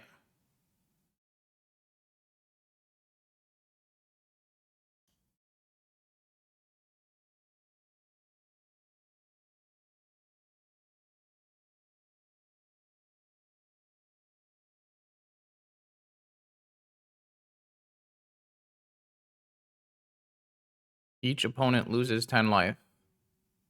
Protection from everything. Doesn't that win still through it? Or am I misinterpreting that?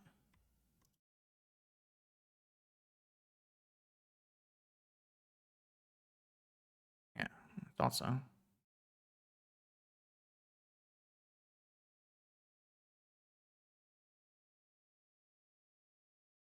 right, cool. I'm not crazy.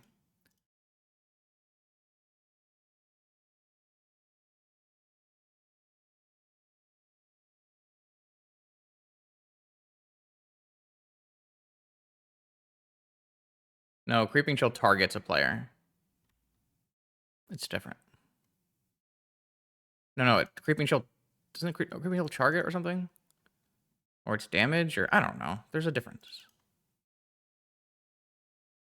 Damage, steal damage. The other way around.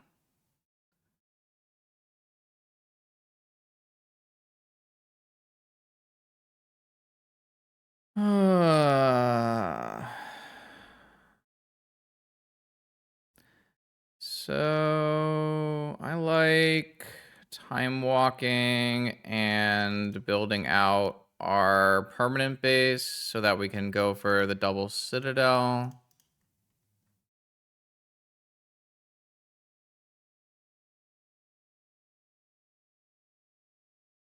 I expect to be able to win soon. I just gotta be careful not to play my crypt and die for no reason.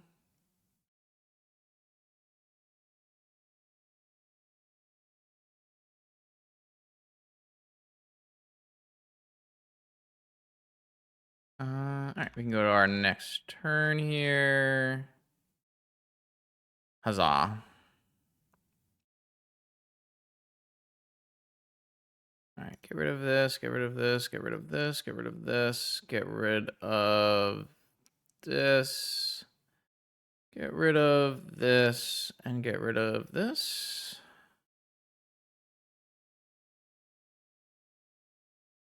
I have a Lotus in my yard, I do, right? So I should have enough right now already. No, Crypt is one of my things that I'm playing here.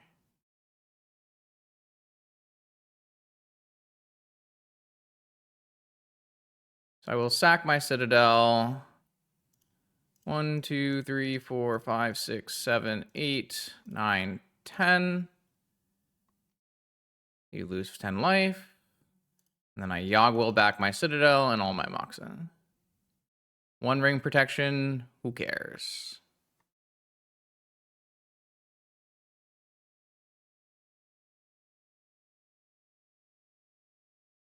Black Lotus. Cast Citadel. Cast Sapphire. Cast Pearl. Cast Pearl. This is a classic Yogwill double Citadel. For all the newer vintage players who didn't play during the Tinker era.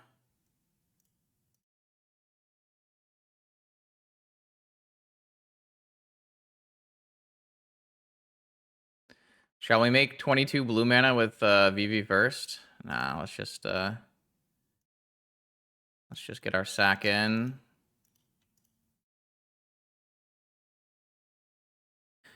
All right. One ring protection, no one cares. All right, so we know that our opponent, thankfully our opponent didn't concede to our turn 1 Tinker and instead played it out. So we know that they're on Sphere Shops. So we get to bring in Hercules Recall, Mind Break Trap. We might bring in Hull Breacher because they're on the 1 ring for some reason.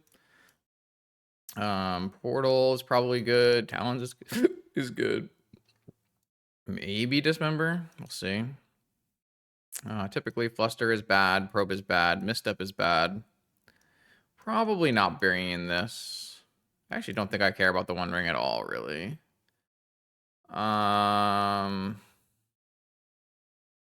Typically, I'm not a huge Yogwill fan because normally, like, you don't get to do the thing very much because you're so restricted on mana. Trying to keep all my mana in my deck. Maybe we'll take out a PO because we're on the draw. But just remember, we have access to Hercules and to Tinker, so I think I'm okay with having both Tinker targets as well. I'm gonna roll like this.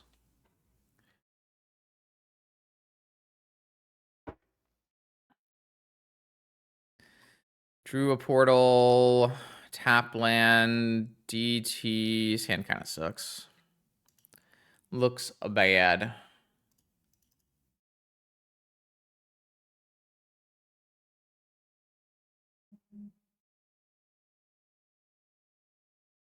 All right, I'm gonna mulligan this hand and look for something stronger. This one is worse. Can't trust that I'll get to play this jet to play to Academy, so I have to mulligan that hand as well. This is definitely our best hand. It's definitely not a good hand, but it's definitely the best one so far. Sangha Gaming, huh? And Bauble, maybe? No. And Sphere. And Trinisphere. And Golos activate. Oh, okay. Yeah, I don't really think I want that to resolve. I don't think so. My opponents have done a much better job of having Mox in hands than I have, I will say. I think I'm really screwed this game. I am definitely screwed this game. Okay, well, sometimes you're on the draw. Ancestral? Tinker. If we can draw... I mean, if they don't get a Vexing Bauble and we draw a Mana Crypt, maybe?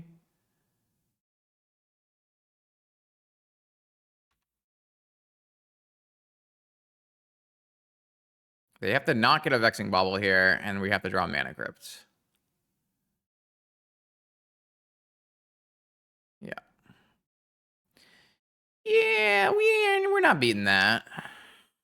It was also Strip Mine, so I couldn't even have gotten an island. That was a fetch. And they have Academy? And we're playing post-combat for less damage?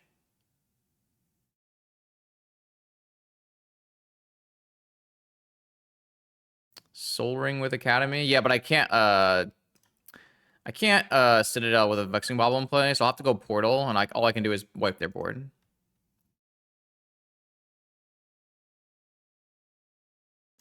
That's fine. Sometimes you're on the draw. Do we want to make any changes when we're on the play? Not particularly. I mean, I could bring this Opaline if I think my opponent's not going to have Null Rods, because they had a 1 ring in the main, but doesn't seem like a very good bet to make. I kind of want a PO back in on the play. Take out for a trap.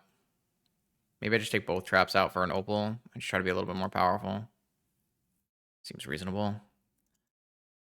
There's a Mana Crypt, but I can't cast Vampiric Tutor because I have 2 blue-red lands. Is that a deal breaker? I can spin for a black land and still tinker on the next turn, maybe?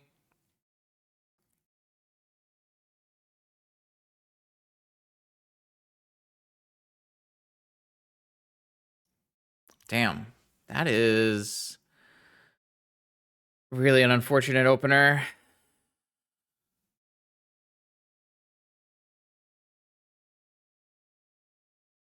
I feel like it's so easy if I have a fetch land. I guess I don't have that many fetch lands in my deck, to be fair.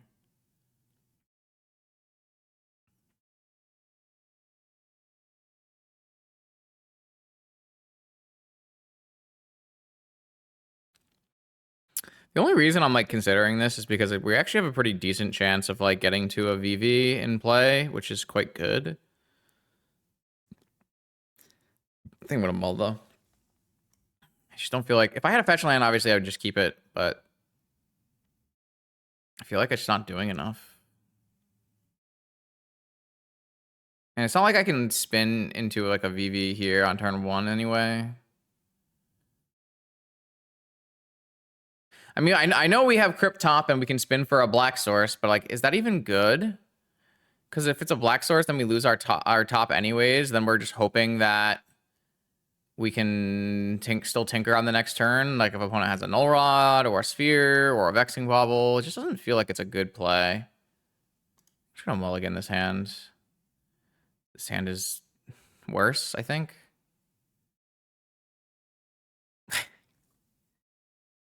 3-drop, 3-drop, 4-drop, 1-drop, no Moxen. I'm gonna mulligan this. There we go. I'm gonna get rid of the tap land, and I'm gonna get rid of the chain, and I'm gonna go Ancestral Recall myself. Let's see how we go. Basic Island, Ancestral Recall myself. Play out my Mana Crypt so that I don't get randomly screwed. Not a great spot, but we roll to 5. We can't ask for too much more. I will say I'll be sad if one of these POs could have been a Mind Break Trap and they play a bajillion cards on turn 1 again. We were at least decent here against Null Rod with its Thundertrap Trainer follow-up, but Ancestral didn't really save us there. It wasn't bad, but only one of the 3 cards were like particularly good.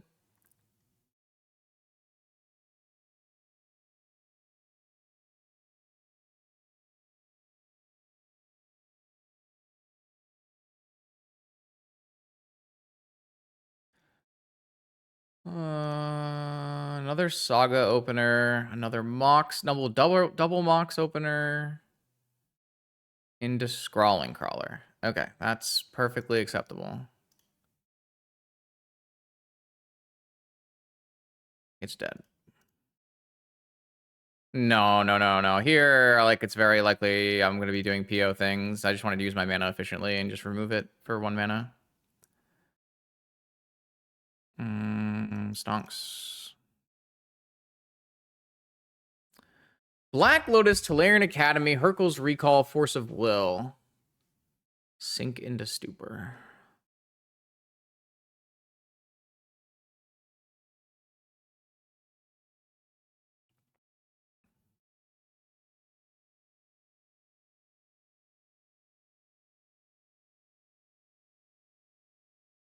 What the f am I supposed to do here?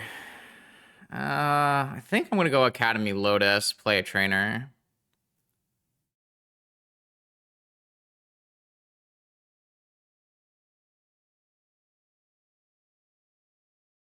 I think I'm just supposed to maximize my ability to play the game.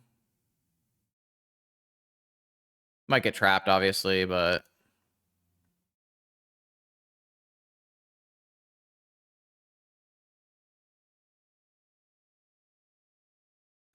PO stock?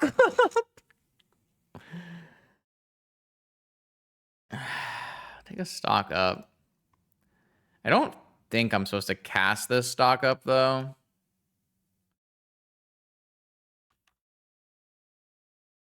All 4 POs.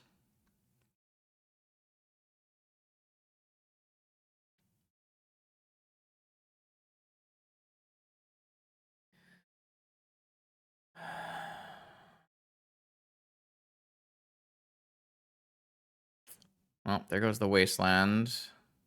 Academy down.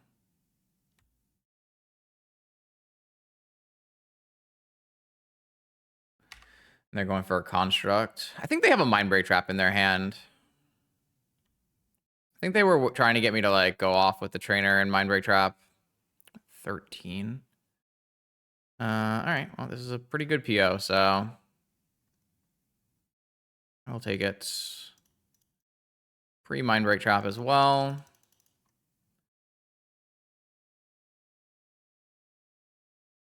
And then hopefully by the time we do it again, we have a force. We did not end up with a force, but we have time walk plus a bunch of other stuff, so I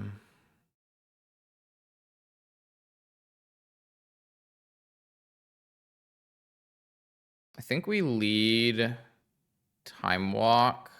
No. I'm trying to figure out where they're gonna trap. It's kind of hard to tell where they would trap. Definitely not brainstorm. I would like to try to get all my Moxen down and then go for a PO, or then go for a time walk, see if they trap, and then PO over the top looking for a counter spell.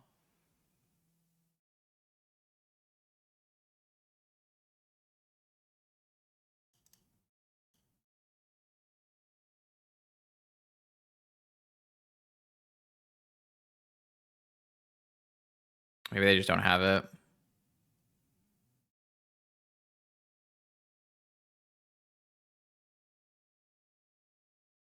How much mana do I have? 9?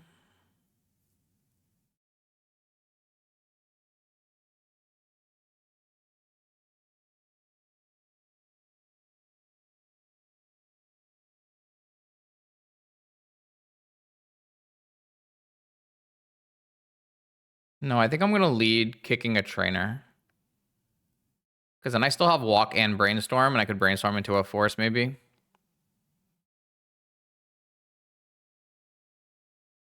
I think that's what I want to do.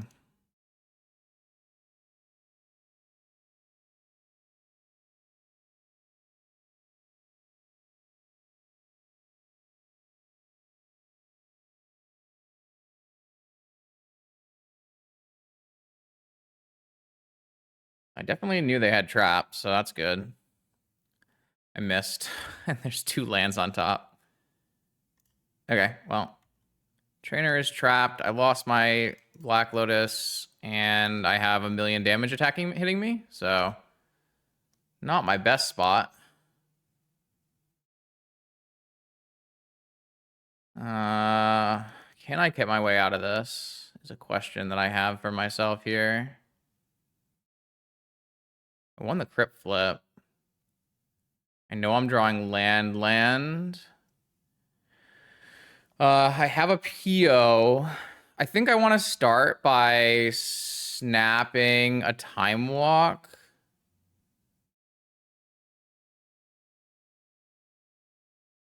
Or I could clear the top card with a trainer. And I can hit a Mox and I can still clear the... Yeah. Let's do that. Let's play trainer. We need blockers anyways. Just looking for a Mox. That's a good Mox. Now I cleared out the top card. I have Snap Time Walk, and then I can PO it all back.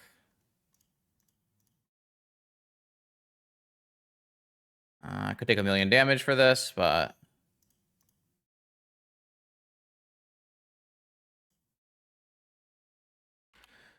I like how I played this out, actually.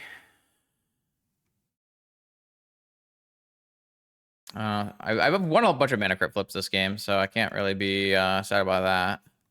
Lost that one. There's a Tinker, but I don't have... I mean, I have a Citadel, but is it good here? That's a question for sure. I can't attack because there's a thing. So let's just PO.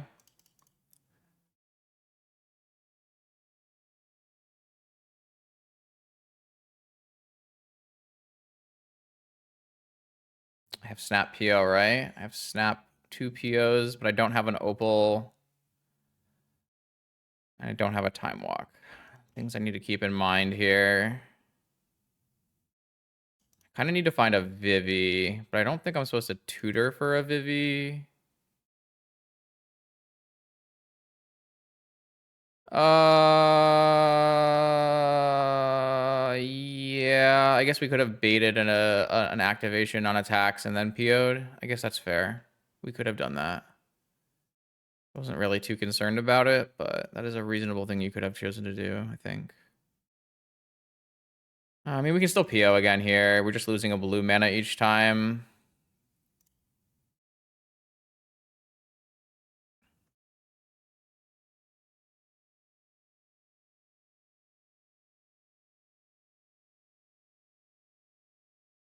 Should be the red because we have another red in our hand. If we can get a Vivi, there's a Vivi. So now I simply red, blue, red, Vivi. I have another snap PO. Should be good enough. Okay, I think we got there. That was really hard, actually. That was not a straightforward, deterministic line. We played it in a way where we definitely saw opponent had likely a Mind Ray Trap, played around it pretty well. I think if I were the opponent, I would have just hit the trainer on the turn with the Mind Break Trap that I thought they had Mind Break Trap the first time. Or even the Lotus, but... So Vivi makes me blue mana, right? So I can just cast a Thunder Trap Trainer Kicked here, and she'll have enough to snap a PO back. Maybe I'm supposed to tinker for a Citadel now. I don't have that many zeros left in my deck, though.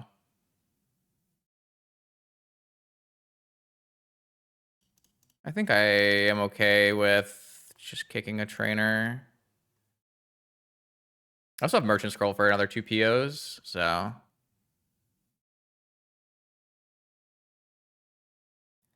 I'll just take Flame. And then I'll take... Oh, I did keep in. I brought Opal back in. Okay, now we're just deterministic.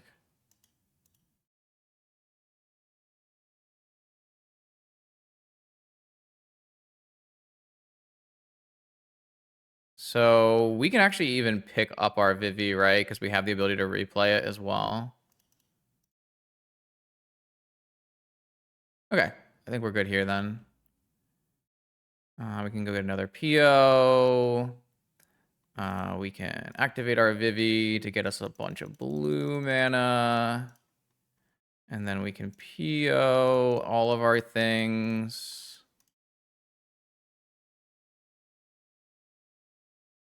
Just to make sure I don't overdraw. And then we replay Vivi. And then we replay everything, and then they die. Okay, not bad. How do I get it to yield on my cast here?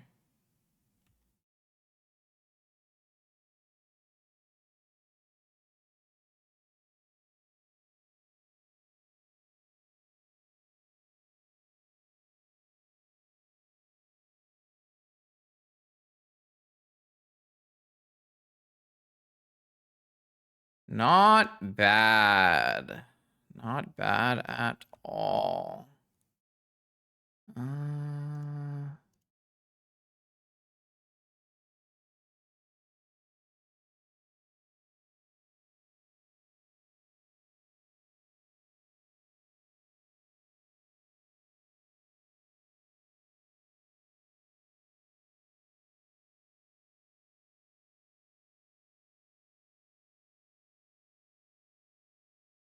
Yeah, I mean, I cut the bad card. I know. You don't have to tell me. I am aware. I deck builded correctly and cut the bad card from my deck. Thanks for pointing that out, though. Appreciate it. All right. That was sweet. I would do that again. Here we go. 5th round. Win puts us in a decent spot. Oh, no, it doesn't. Our breakers are shite. We need to win twice. Okay, 2 wins. Andy, one of the more powerful wizards on the platform. I'll see what we can do. He's been playing a lot of Lurrus, blue-black Lurrus recently. Not really a PO guy, so it makes sense he's gravitating around Lurrus, Fair Blue. Not a particularly welcoming hand against Fair Blue Lurrus, and I think this is probably one of our worst matchups because they have tons and tons of counter magic. I know that Andy has like a main deck Mindbreak Trap.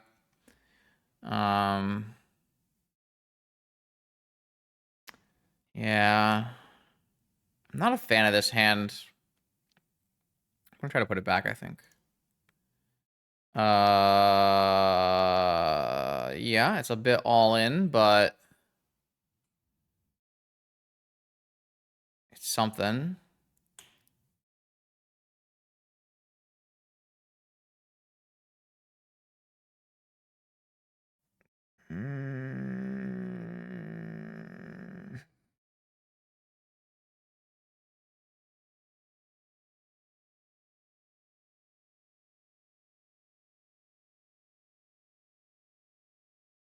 I'm not mulliganing. I'm just trying to think of what my outcome is here.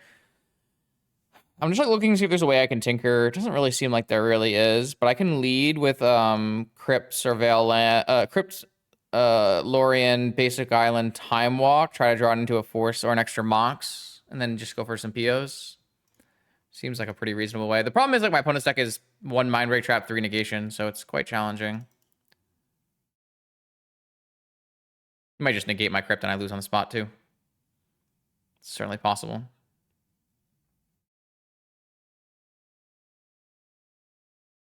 I've been a lot more aggressive about countering my mana crypts recently. Every deck in Vintage kind of hinges on mana crypt, unfortunately, for its good draws. I mean, I can't do anything about it, right? They either do or they don't. If they do, we lose. If they don't, we get to play the game a little bit longer. Nope, he negated it. Pitching days.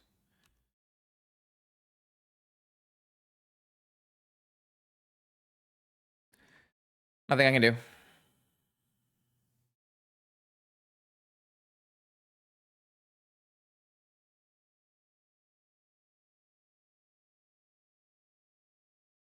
Better than getting Ancestral, I guess. I don't know. I think in the blind, like negating a mana crypt there is probably correct in general. So I actually don't think it matters if they know my deck list or not. I think mana crypt, no Lurrus reveal on the play. I would just negate it every time, probably.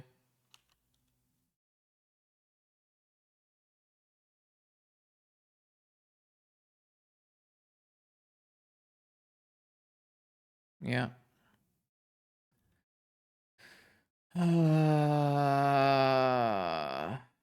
Lago Gaming. Probably getting wastelanded, but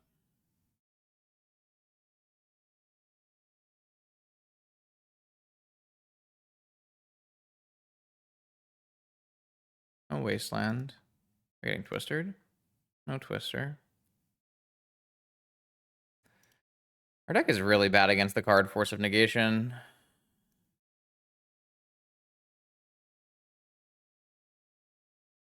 It's also really bad against the card Spell Pierce. It's also really bad against the card Magic the Gathering.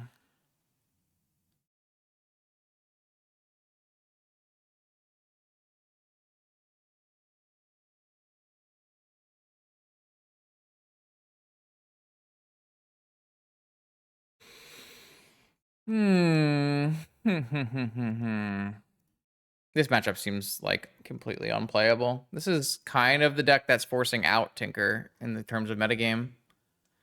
Like, Tinker obviously has the power to compete in Vintage. It feels real bad to sleeve up your Tinker deck and face 3 negations, 1 main deck Mindbreak Trap, Daze, Bowmaster, 3 Spell Pierce, Control, / Tempo.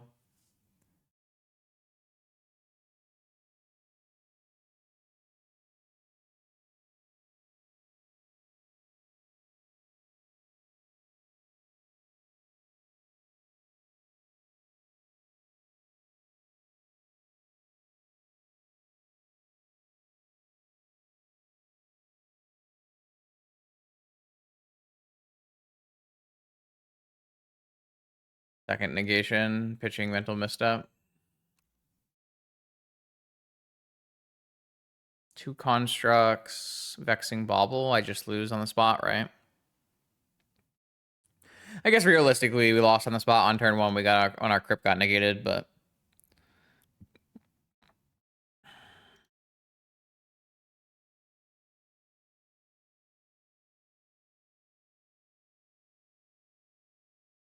it's not like we have a vault key out. I feel like a vault key out, it would be kind of good here, but we have to kind of combo kill our opponent, right? So that certainly makes it harder. 3 negation, 4 force, 1 mind break trap, 3 spell pierce, 1 daze, 2 main deck null rod, 1 main deck bobble. Yeah, I mean this matchup can't possibly be playable.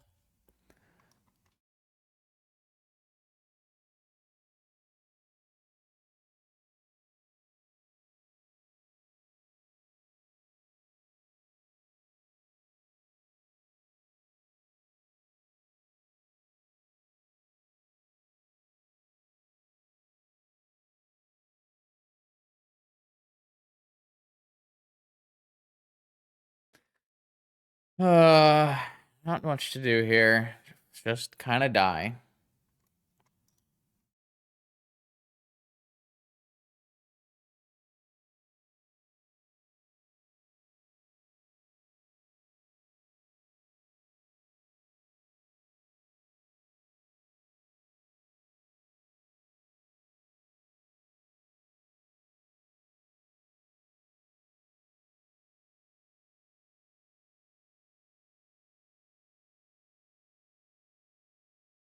Get what all the haters say.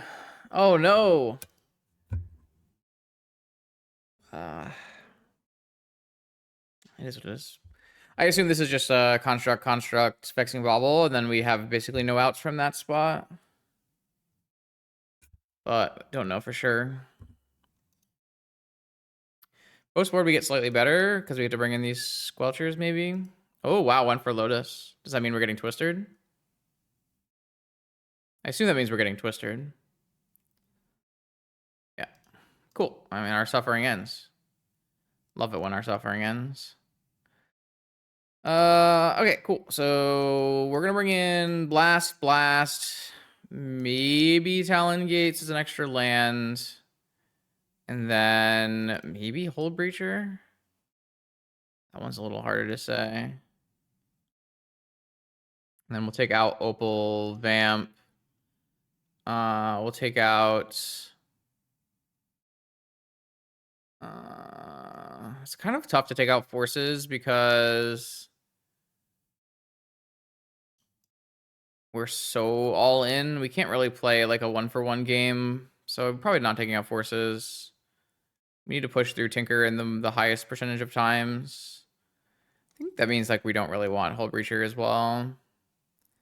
And then I don't think we want maybe 1 PO and maybe 2 POs.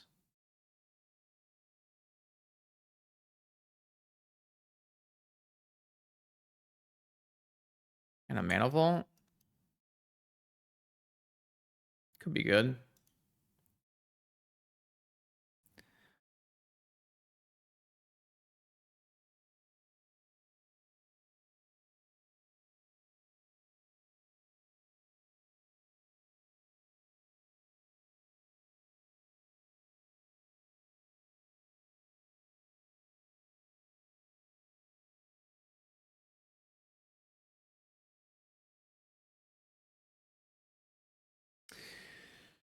Yeah, I don't know. Like, I don't even know how you could even.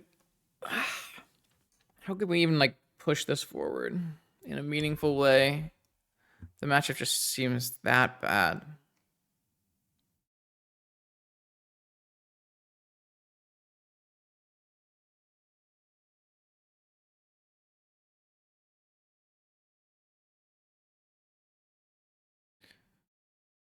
We were lucky to dodge it up into this point.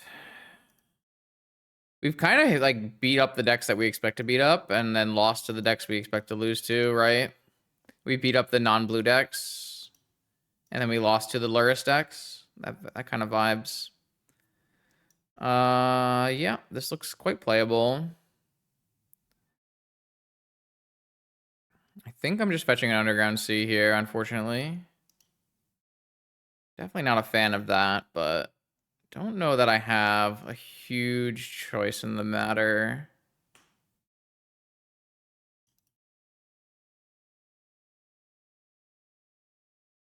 Please don't have Mental Misstep for my Soul Ring. Or am I getting my Soul Ring negated as well? Probably would not be a happy camper if this was countered. Don't know that we can play through it very reasonably.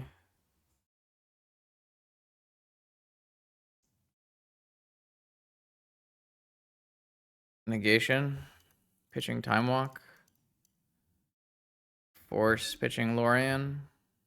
I like the way that Montolio is attacking our mana. Now, last spell runs into trap, but I don't think we're allowed to not play it.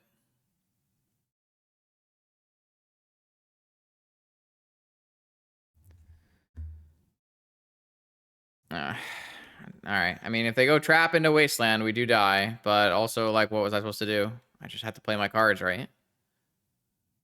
I could have played fetch go. I could have fetched a basic island. Like, I don't know, man. Like, I feel like we're just like forfeiting our deck's power if we are making like really weak plays like that.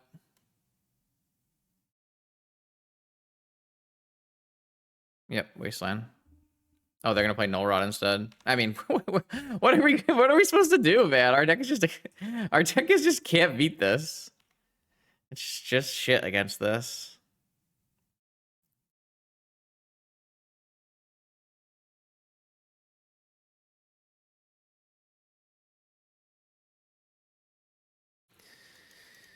Rock, paper, scissors. Oh, not wastelanding me or not wastelanding me?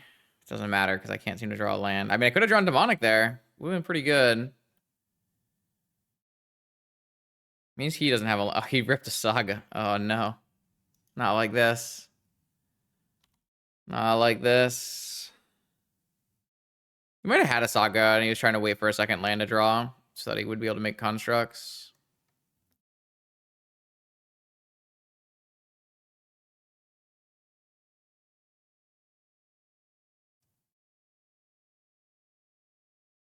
Yup. Looks like he's gonna just miss out here and then get Vexing Bauble, I guess. I certainly can't play my own saga here.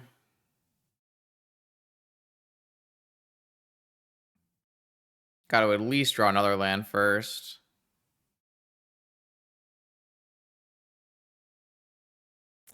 Lotus. Okay. It means he probably has a Force of Will in his hand he wants to hold open. Or at least a Probe or something. Sure. We were really close to being able to Demonic off of any land draw because he held the Wasteland for so long. But we didn't get there. Fetch. Fetch. Love that. That's our best draw. And he knows we have a Force. We're probably DTing for like an Academy or something.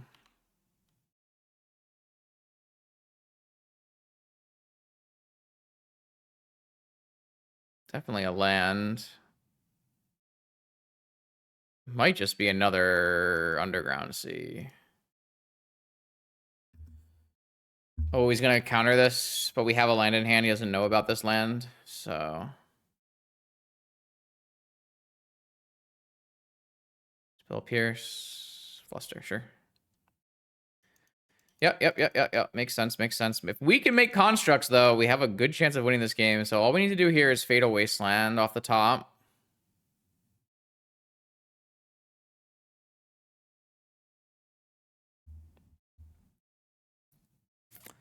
This is the kind of games that could be combated by having more sagas.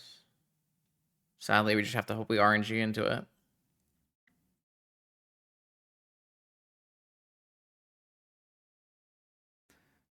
Oh, they have a land, so they can have a frog now.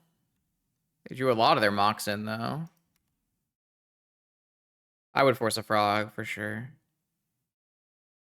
I get saved by good deck building here.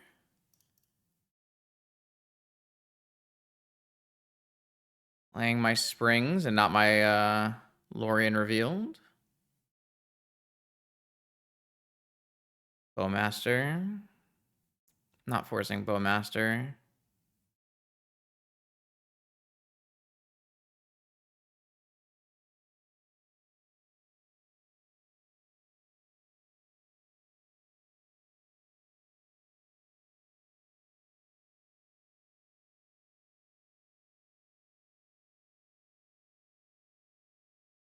Definitely taking an attack, I think. I want my constructs to scale. I don't want to give him an opportunity to kill off a construct with another Bowmaster.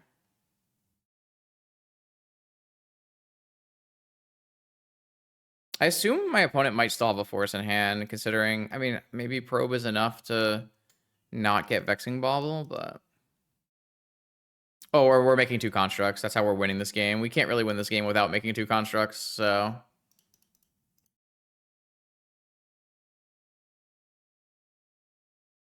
We have very low hopes still, so...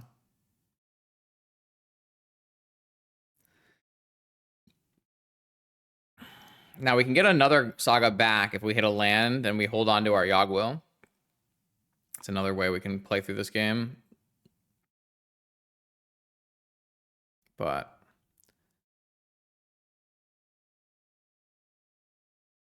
I'm not touching that rod. Not only can I not do that because I don't have mana, but don't think that ends well for me. I mean, it's an option. I could definitely do it at some point here, but... Or I can try to do it, I guess. Cruise. With a mana up? Yeah, I mean, I'm down. I'm down to counter that one.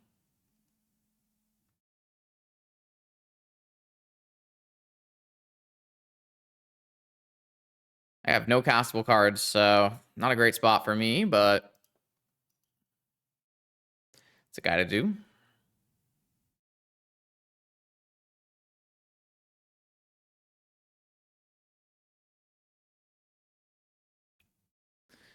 All right. We resolved a counter there. We ripped a land. Can't use it. But not a bad one. Can help us find more lands.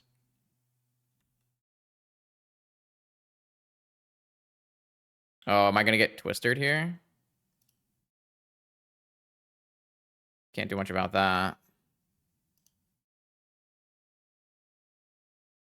Opponent rips a land and twisters us? I feel like that's what he's playing towards.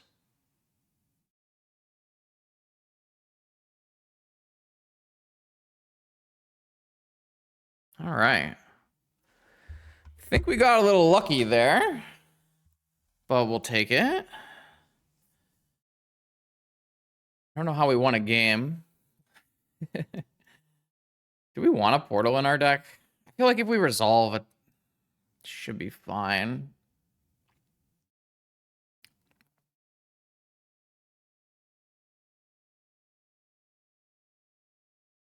Well, they shouldn't have wastelanded my land. Should have held it for Saga.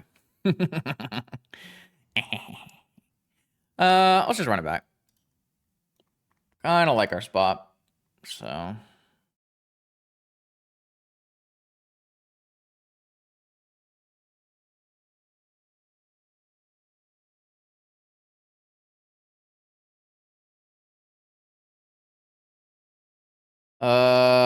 God, man, my deck sucks. Okay, I think this is fine, but boy, do I not like this.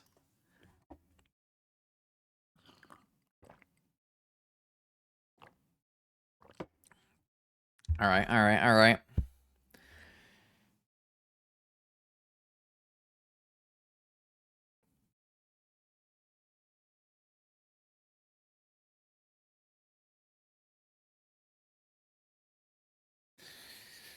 Okay, Seven cards, 7 cards. Tap land. Flusterstorm to the yard. Lorien revealed. I think what I'm gonna do. What am I gonna do?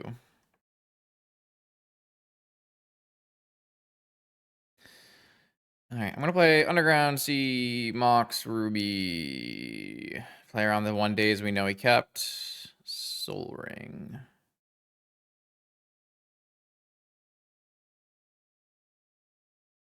Why is Montolio looking at my Soul Ring like it's a piece of meat? Leave it alone. leave it alone. Stop it. It's not Wagyu beef.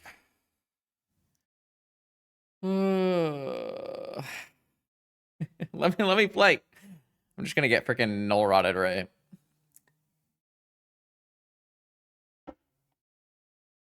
He's scary. I'm just a humble tinker merchant.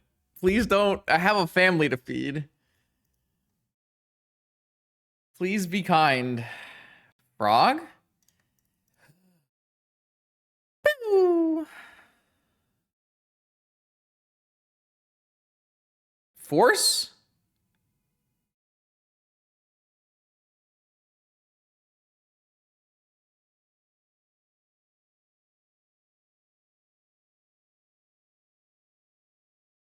Huh? It won't be... Will it be low enough that I can flame it? It will be. So... I think we just let the force happen and then we flame this thing. On our turn, I guess. Play around. Unless we hit a land drop, then we can play around. Oh, should I have gotten a land drop? It was my only blue card, right? I can't play around Spell Pierce here. Unless I... No, I can't play around Spell Pierce. I think I just flame it now. No. Deal 5 damage to target creature. They have 3 cards in hand. So they would have to pitch 2 cards to negation here. And then we would probably have to force, but... Here's what it is. He can cast Pierce on his turn if I play around negation. Correct? Correct. Agreed. Everyone agrees. All right, opponent has 1 card left in hand. We have 2 cards left in hand. They draw first, and we have stock up if we don't get null rot him.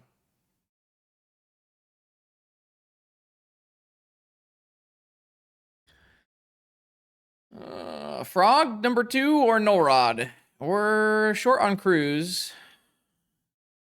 I think he tried to cruise, but he was short.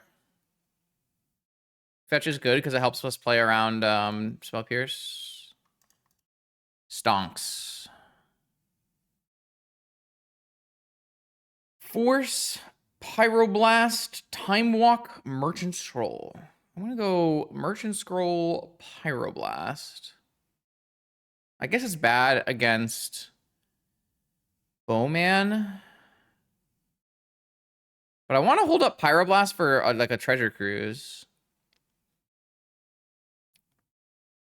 And I want a Merchant Scroll for an Ancestral for a Yogwell. I think I'm down for like Merchant Scroll, Pyro, and pass.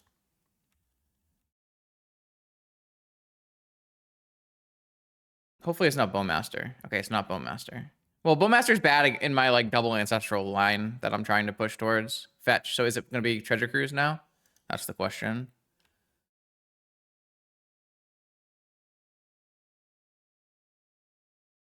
Because it looked like he was trying to trash credit. Oh no, it's just Lurrus. Okay.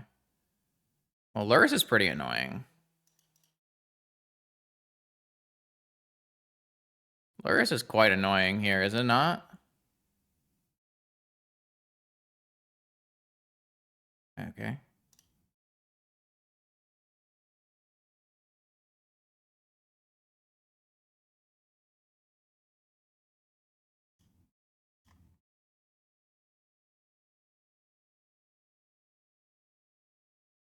Looking for blue card land.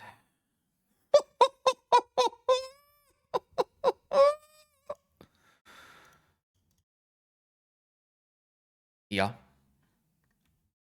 Uh-huh. Oh, come on, bro.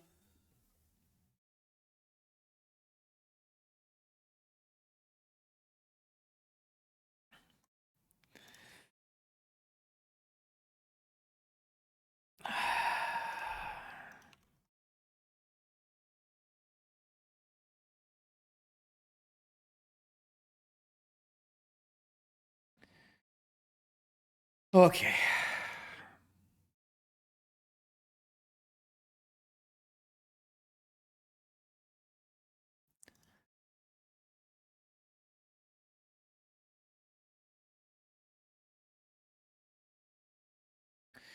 All right, my opponent has Lurrus and 3 unknowns. We are forcing Lurrus for sure. And then we have Yogwill, Ancestral follow-up.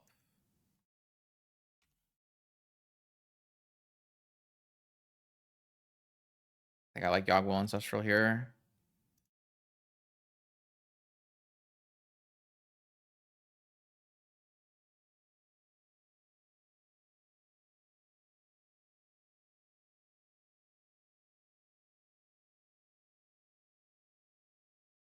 All right, I think it's just Tinker.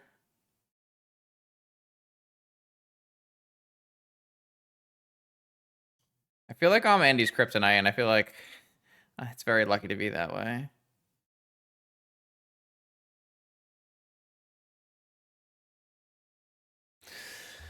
Whew. Wow. I am very surprised we were able to power through that, but it was a pretty good show. A lot of what you can really do with... I mean, we had a very heavy mock start. Let's be real here. Heavy mock start into our counter spells lined up basically perfectly. Our removal spell lined up perfectly onto Frog, so it all worked out really well. I think we got quite lucky. Welcome to the 6th and final round of Swiss. We are in the 4-1 breaker scrum at the moment. So a win and in to top 8, and a lose, and we will have to get lucky on our breakers and be one of the 3 4-2s who make it. So we definitely want to win this round here on the play. First possible dredge. Let's see what happens. I've got Ancestral Recall and Thundertrap Trainer. Okay.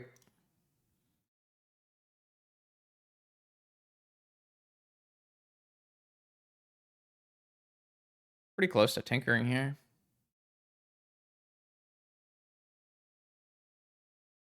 I like, if we can figure out if he's dredge or not, I like Underground Sea Pass, Upkeep Ancestral.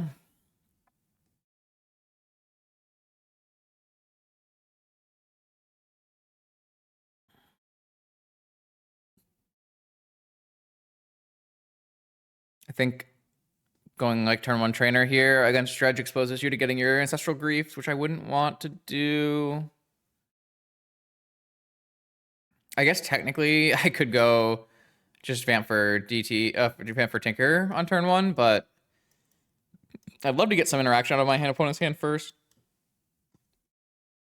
Because we are going to have to win pretty fast with our Tinker if they are on dredge. I don't have a Sphinx in my sideboard for what it's worth. So we will definitely have to combo out.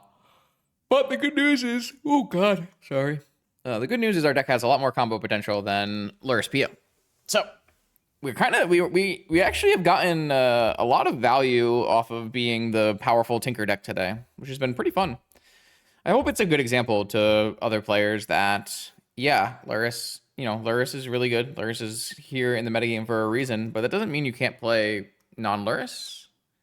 This deck is very close to being a Lurrus PO, but it's not. And we gain a bunch of different advantages by it, and a bunch of different different pros, different cons from being it constructed this way. So I don't know. I'm a pretty firm believer that any deck that plays Lurrus can also not play Lurrus and still be viable. Amongst the main decks of the format.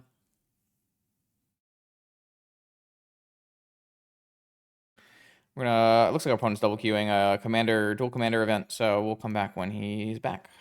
All right, our opponent has returned, and they've revealed double Chancellor, which is quite annoying, because if it was one Chancellor, we could just pay for it and play through.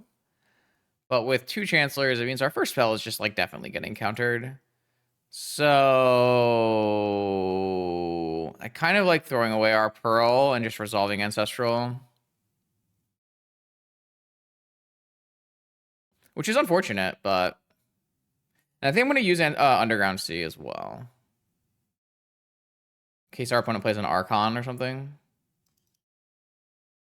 All right, goodbye, Mox Pearl. This is mono white initiative. I guess technically it could be Oops All Spells as well, but you should assume it's mono white initiative. We drew no more Moxen, and we drew no Forces. Should be interesting. Do have a Time Walk, though.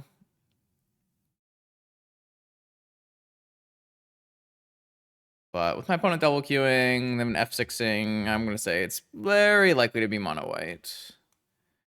Got a Chrome Mox for a Chancellor. And a Plains Void Mirror. Void Mirror is quite good against Tinker Citadel. Not very good against Flame of Anor, though.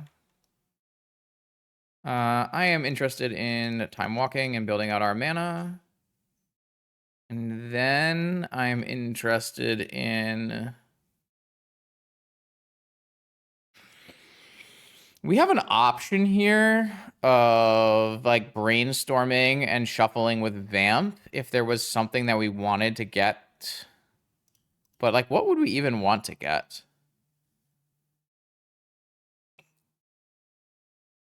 I think I would rather just play a trainer and then maybe we Vamp for a Flame of Anor.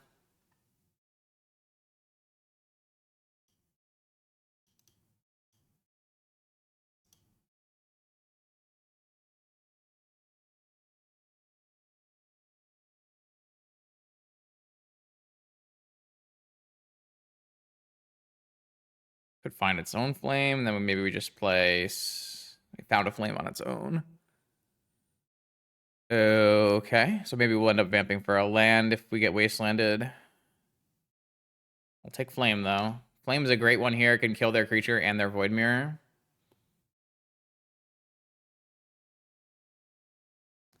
Flame of Anor is just an unbelievable magic card. It is so good. The thing it does is extremely hard to replicate. It is just so catch-all. Kills creatures, removes Null Rods, removes Void Mirrors, draws cards. It's really impressive. So yeah, if my opponent sees the flame and takes the turn to try to wasteland me, we can just vamp for another Volcanic probably. And in which case I can just kill the Void Mirror and draw 2.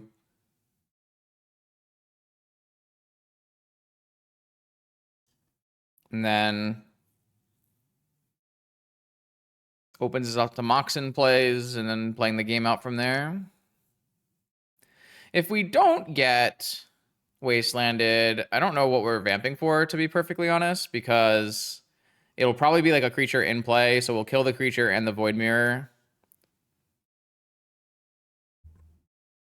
It's still a clunky 3 mana card is the only issue there, and you are playing 4 stock ups, 4 POs, so like it's quite hard to run extra copies of Flame, and you do still need a wizard in play to turn it on, so it's got conditions. I think if stock up wasn't printed, then I think you would maybe run 4 flames. Could see that. It's tough though. Like you really don't want to draw multiples a lot of the time. In your opener especially. Oh, we have a couple of videos on the YouTube channel with wizards if you want to check them out. Yeah, unfortunately our opponent is double queuing, so feel free to skip around if you're in the YouTube VOD.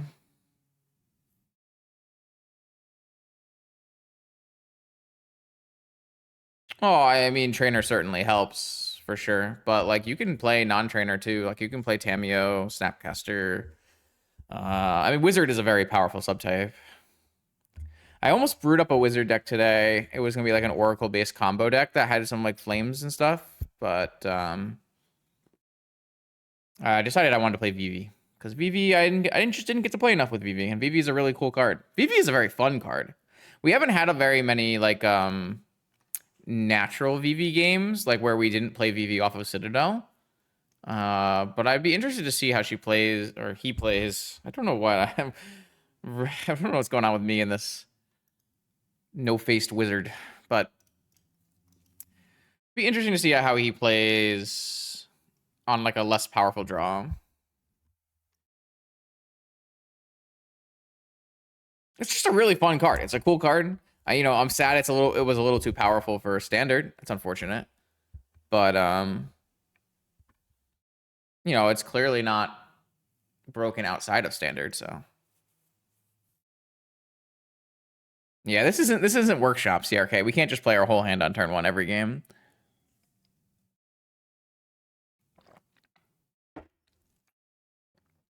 It's been pretty good for like in general. Like we've been casting it off Citadel, and it's actually generated us mana to play like a secondary spell from our hand a lot, to a point where it's been quite reasonable on its own. So kind of cool that it's like a built-in win condition, but also a blue card that pitches a force, also a wizard that turns on flame, and also like makes mana to help you combo. It's quite nice.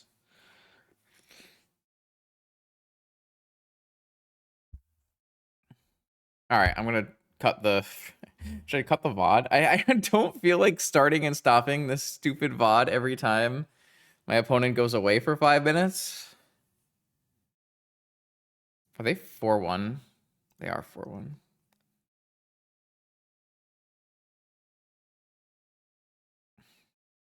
Can you imagine if it was 2 mana, CRK? Got banned at 3 mana in standard. This was a standard legal card. Oh.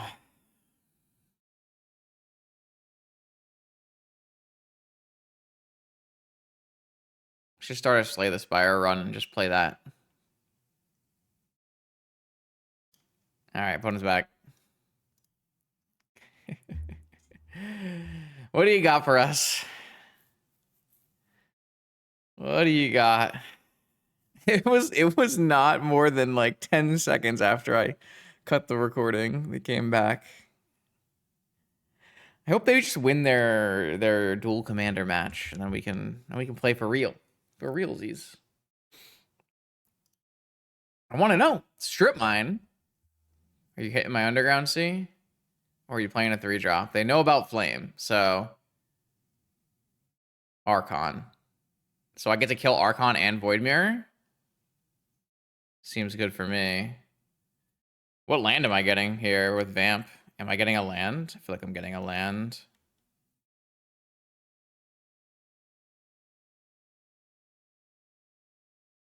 I think I'm just supposed to Vamp for another bulk. I can Vamp for Saga. That's kind of sick.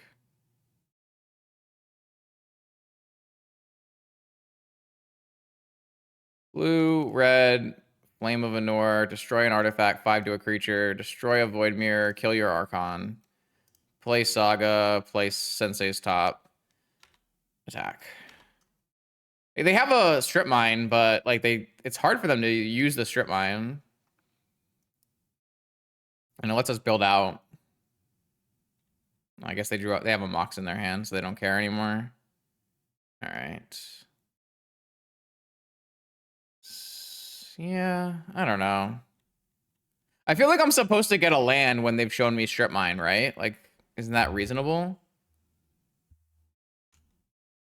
And like, if they don't draw a Mox or a land here, it's hard for them to.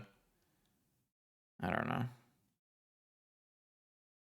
I would need a flame to take the initiative here. Demonic.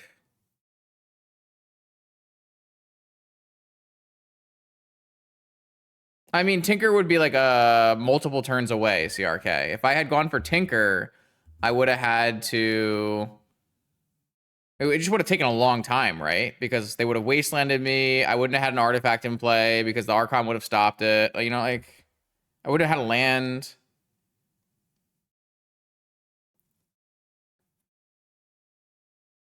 All right, I'm going to cast Brainstorm, and then I'm going to DT. Okay, I have a Force. I have a land drop. I'm going to DT for a Tinker, and then we're going to win. I'm going to put back... I think I want to put the Vivi back because I don't really want to lose it.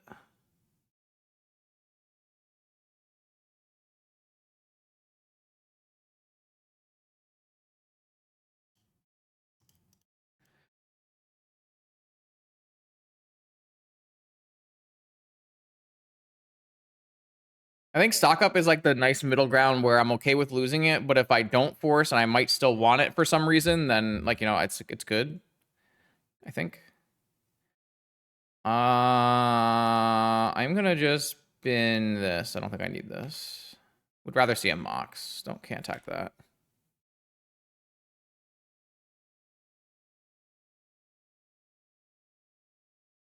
I don't know. Like, I still want to find a Mox. I was thinking I was going to spin on upkeep to see if I can find a Mox so that I can tinker away at my Mox and keep my Sensei's top so I can guarantee the win. I don't think I want to keep the trainer on top. No, chat. I have a fucking Sensei's top, chat, and 4 mana. They would have to rip a wasteland for me not to be spinning on my upkeep, yeah? Or what? Eh? Like, I really want to keep Sensei's top if possible. I don't want to tinker off my Sensei's top.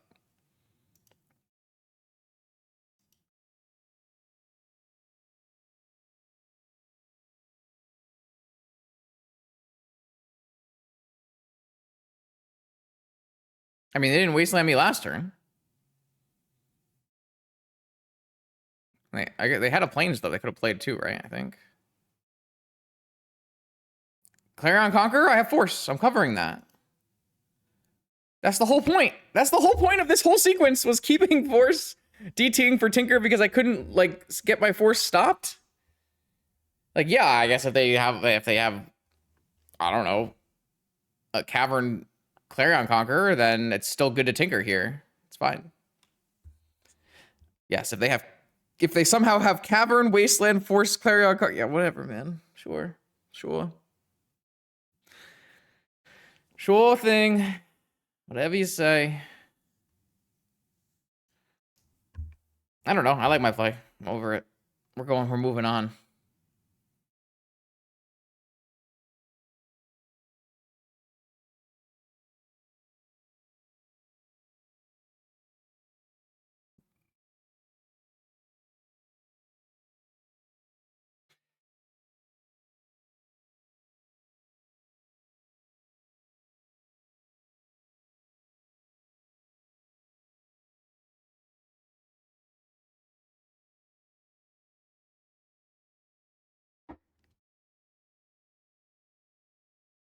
Yeah, all right. I like your thought process, Freezy. We will stop the recording so the opponent makes a play. All right, opponent is back. Let's see what they choose to use with the initiative. I was entertaining chat, and I said if they forge onto the White Plume, I might just block with the trainer to preserve life total for our Tinker. There's the Plains we knew about, and here is a Seasoned Engineer. I don't have to force Seasoned Engineer, but it will save me a lot of life, so I think saving me life here is worth it. I'm going to force the Seasoned Engineer, block the White Plume Adventure to preserve my life total as much as possible, and then on our upkeep, I'm going to spin and look for a Mox so we can hold on to our Tinker. And then if we don't draw Mox, it's fine. We just have to play it. Look at that. Boom. All right. I think I'm in great shape to combo off and win this game here. We will tinker away our Emerald and still have a Sensei's top for after with our Citadel. Start with a stock up. I need to find 2 off-color Moxes or a land to play Vivi. So I think I'll take Vivi and I'll take Force. And then I'll play a Mox. I think I'm okay with just playing a land and getting the Vivi in play. The Vivi goes really big with the Sensei's top as well, so I think that's acceptable. I don't exactly win on the spot by drawing with cards with Sensei's top, but it's pretty damn close. This is a pretty easy PO.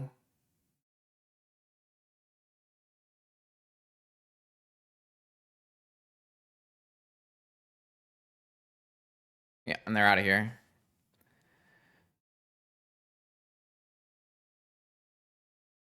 Cool.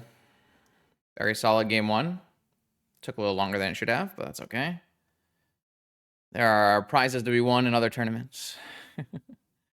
We got Portal, and we've got Talon Gates, and we've got Mindbreak Dismember and Mindbreak Trap. We can theoretically play Squelcher to play through Void Mirror if that's a thing that is like worth doing. I don't know if that's a thing that's worth doing, is my problem with that. Don't like Opal, and don't like Flusterstorm, don't like Probe, don't like Misstep. Kind of not a big fan of Yogwill in this matchup. And so that covers us for Trap Dismember, Talon Gates, Portal. And then the question becomes, will we ever Citadel here? I kind of think we're just always portaling, right? So maybe we just like lose the portal, lose the Citadel. But is like Squelcher good? I don't even know if Squelcher is like bad, but unclear. Like having the ability to just play through Void Mirror is kind of nice, but you still can't do that until turn 2 anyways. Maybe I just take out a PO and play a Squelcher and we call it a day. We'll give it a shot. I don't know how it goes. I could see it being reasonable though. One thing we don't have is a lot of removal. We have a very low amount of removal, so we do have our one Dismember in this opening hand. No Moxen, so we play through Void Mirror at least. Seems like a reasonable hand to be keeping.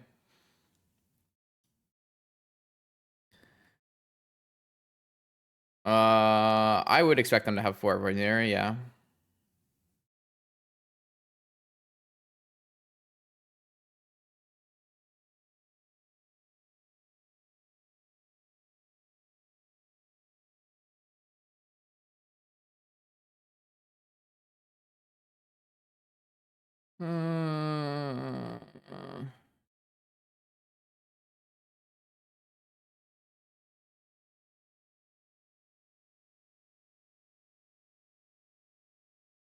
I think we keep.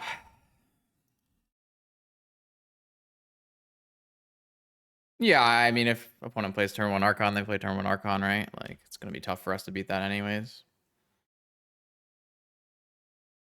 Even then, we have, like, fetch into basic, so it's not, like, the worst thing in the world. Obviously, we can't fetch right away, but... this would be a great spot to have a Mindbreak Trap. Is it turn 1 4-drop? That'd be kind of bad. Turn 1 White Plume, get a Plains. That's fine. If it's just that, then we can let them forge, dismember, and then play a trainer and threaten at least. Something.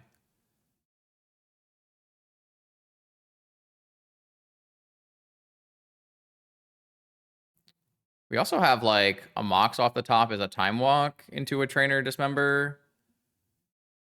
Which is quite reasonable as well. Tinker.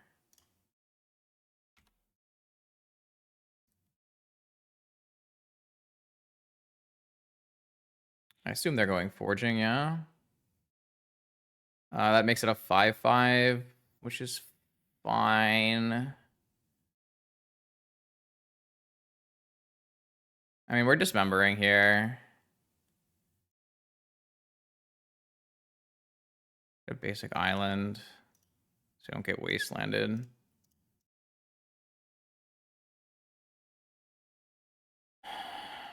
We didn't keep Citadel in, so we only have access to the other card.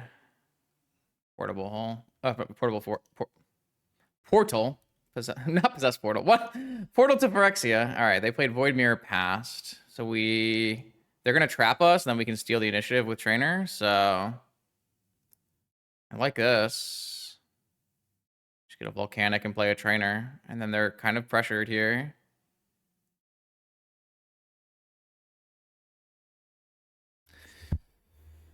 They didn't have a land drop.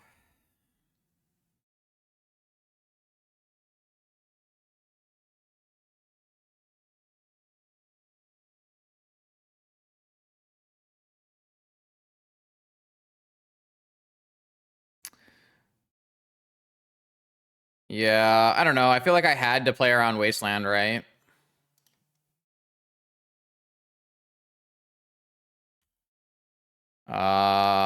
Lorien Revealed is probably my best card here.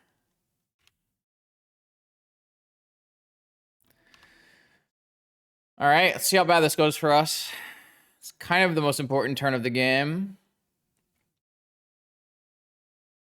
Creature is the worst outcome for sure. We don't have very many answers to creatures in our deck from this spot. It would have to be like Lorien into Time Walk into Flame.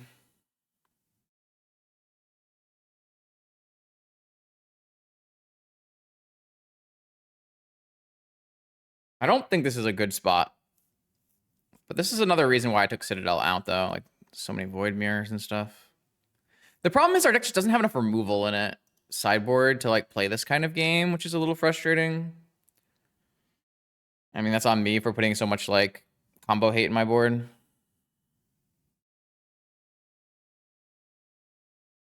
All right, I got trapped. I'm at 9. And they have a spell.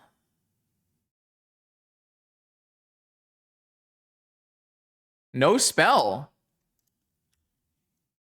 Wish I had a basic I could search for.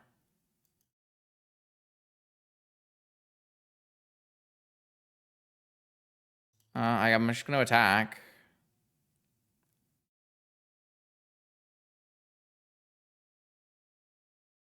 Maybe they have a swords? I'd be surprised, but people have swords against me all the time, and I don't even have a Lurrus.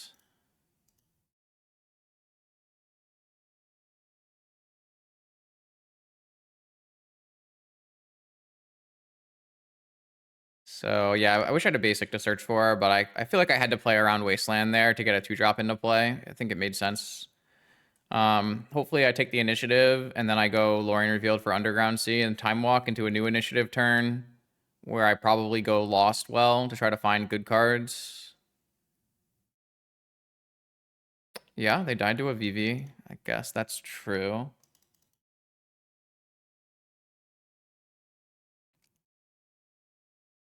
Unfortunately, my opponent is taking the clock at the moment. I'm not sure that they want to be doing that.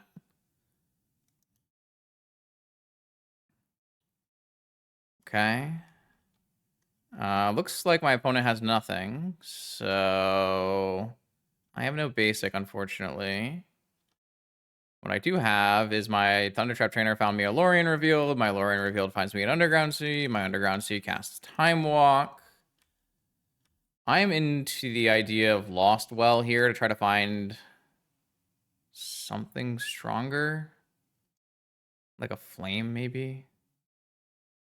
Mindbreak Trap, Thunder Trap Trainer. I think I'm just bottoming these. Maybe I'll take a trainer. I mean, it's like the best. I mean, the trainer helps me find Soul Ring and stuff, and it gives me another creature in play.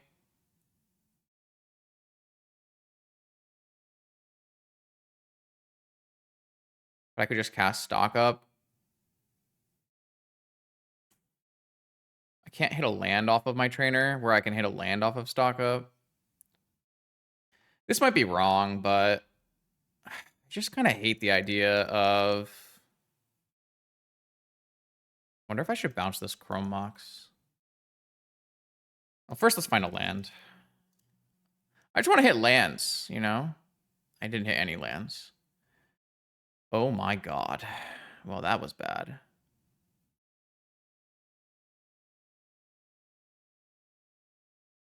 Okay, well, I will take Vivi in the Mox. Wow, my bad. I wanted to land. My bad. Sorry. My bad. I was just 5 cards deep. All right. Well, I don't think Resolving Tinker is very good because I don't have a Citadel in my deck. So I'm pretty sure I am just VVing. I don't know. The problem is, like, I think they probably have Moxen underneath this Void Mirror. I don't really want to unleash it. Stash at least gives me a mana. I can just tinker off of Stash at any point as well. So pretty sure we're just like play. Hopefully we draw a land and we can just play VV and pass. If not, we can maybe stock up for a land if we wanted to.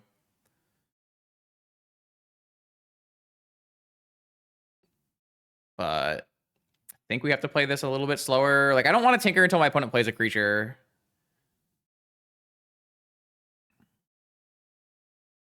If my opponent has enough time to play a creature, I guess.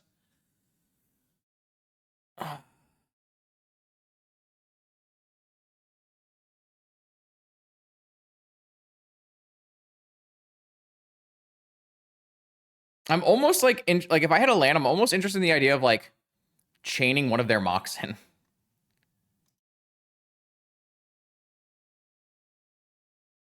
Oh, I hit a Flame.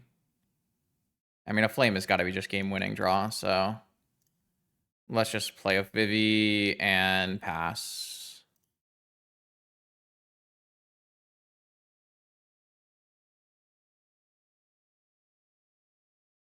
Yo, thanks for the raid, Ginger. Hope you had a good stream. We're looking like we're finishing up this win here, and we'll be in top 8 after. Yeah, I want to get the Vivi in play before I cast the Flame. I want them to be able to, like, play a creature, then we kill the creature, we kill the Chroma. Oh, they have an Ancient Tomb. Here's Ancient Tomb Seasoned Engineer. So they take the initiative back. They go into archives. They draw a card. We kill the Seasoned Engineer. We kill... I guess we probably kill the Void Mirror at this point. And then we just combo off. Yeah. And we also get to take back the initiative after that. Oh my god. Alright, second Flame of Anor. Destroy target artifact. Deal 5 to a creature. Destroy the Void Mirror. Kill the Seasoned Engineer. Always yield on my Vivi. Mox. And then Tolarian. And then stock up. And then Lotus. I'm going to hold on to this Talon Gates. And then... This is like how I always see... This is Flame at its peak, it's true. Flame killed a creature and a Void Mirror twice. So here I would go Lotus up Vivi up to 4. Activate Vivi. PO back my my Moxen. And I don't know, win. On to the top 8. Okay, here we go. Welcome to the top 8 with our Vivi Tinker PO deck up against a possible Lurrus PO player. We have slight breaker advantage over Tunek. So we'll be on the play here in the first round of the top 8. Actually, my opponent did not reveal a Lurrus. So, something to think about. Our hand is pretty reasonable. Got a Moxen. Don't have a second land. Have a natural Vivi this time. We get to go with turn 1 top, holding open Flusterstorm, and then either fetching and spinning or fetching and Surveil landing. Lots of options here, which is nice. What we don't have is a Force. What we don't have is mana to cast our 3-drops. So... we'll have to see what opponent chooses to play. No Chancellor, no Serum Powder, 7-card keep, so... nothing telling us what they're on. Could just be Raker, in which case our Flusterstorm will be quite bad.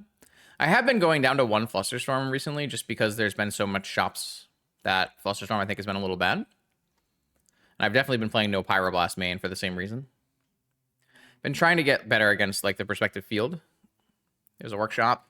Workshop go. What 7-card keep workshop go? It must be Jewel, right? I feel like it's gotta be Jewel.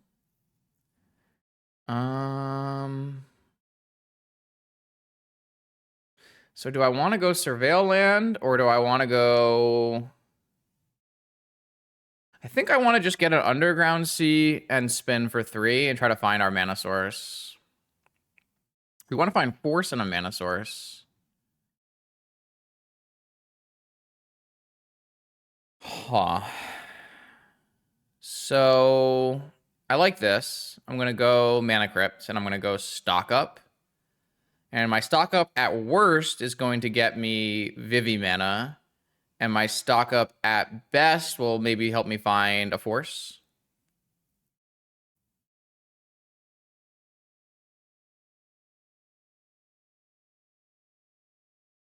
Unfortunately, this line doesn't mean I can hold open Fluster for it, but I think that's acceptable.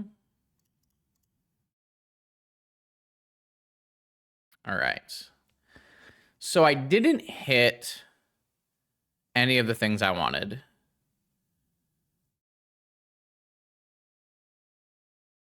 I can take fetch and be able to vamp into Force.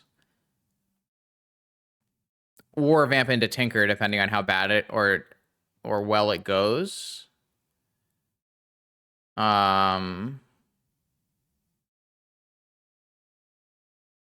I think I like that more than like taking mana and holding open Flame or Fluster, or playing Vivi. I think I'm just priced into fetch land Vampiric Tutor here. Technically, I have a spin as well for a Force on the top of my library before I do that, so I actually have some flexibility here. The Sensei's tops have been quite good for me. Because I went stock up, I have 3 fresh cards on top. So I could have Force with Flusterstorm backup if it's Forces my top 3. Okay, so definitely Jewel. Is it a One Ring? I'm letting One Ring resolve. Okay, I'm letting One Ring resolve for sure. If I'm letting One Ring resolve, I want to right now fetch an Underground Sea and vamp for a Tinker, and then I'll have Tinker with Flusterstorm backup on the next turn, and hopefully we can combo off. Will I have the ability to play Vivi first? Kind of, but I don't think I'm going to.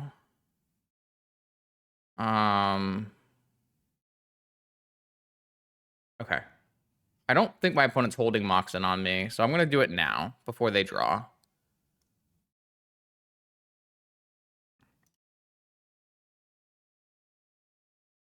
Okay, cool. All right, I'm going to get Tinker, and I'm going to let this ring go. And hopefully everything works well. Cool. Awesome. See if I lose another mana crypt flip, though. That'd be bad. No. Okay, so now I have Tinker I guess I'm going to Tinker my mana crypt away. I think I like having the red source. This has Flusterstorm backup for a Force. They don't even have a Force. So I have Citadel, 16 life, and a Sensei's top. And I'm immediately playing a Vivi. Okay. Yeah, that should be a win. Oh, why did I do that? Sorry. I meant to cast that stock up. That's my fault. Sorry about that.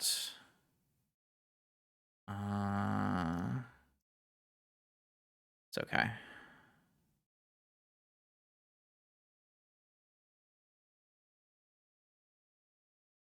There's a PO. I'm just going to do it on the non-Vivi units here.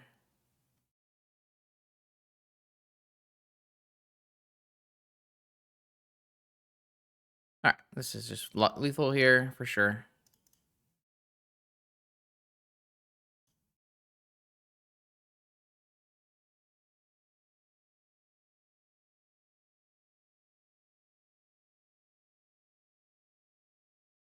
I don't want to force this One Ring. It's literally a card I don't care about, CRK. I just don't. This is not remotely a threat in this game. I have Tinker. I can kill them through the ring with double Citadel activation. Like, it's just a card that does not matter. So here I will pick up the Vivi and just make a bunch of blue and red.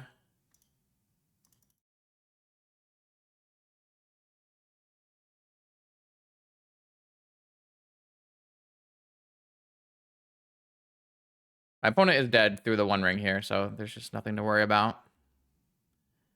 All we need to do is get enough permanents to do the thing.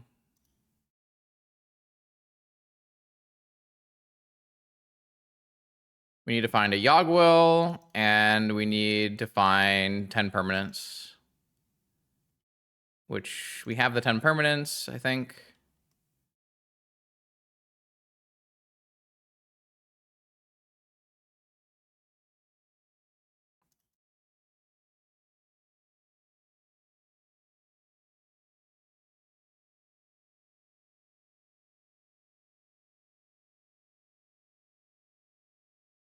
Let's cast this Time Walk.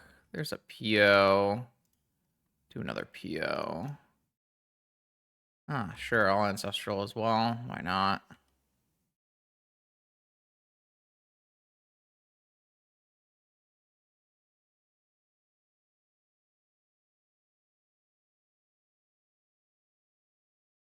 Right, let's activate our Vivi.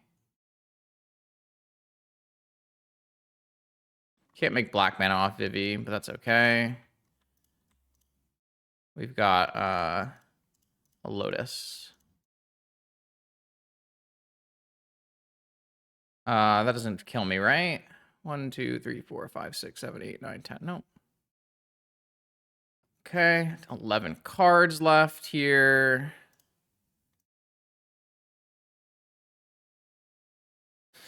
I have not found what I'm looking for yet. So I will start tutoring for it with Thundertrap trainers. Because I have...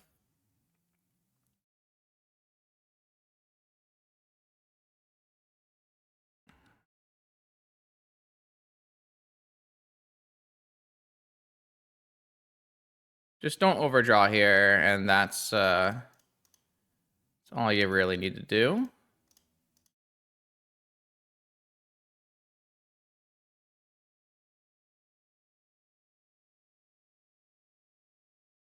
Let's just cast a stock up. And there's a DT.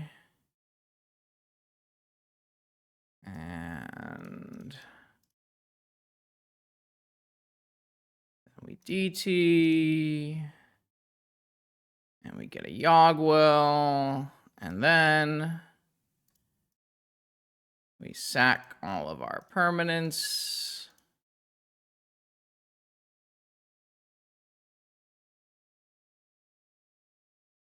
And then we Yogwill them all back. And we do it again. And our Black Lotus casts our Citadel. We've done a lot of double Citadel killing here today.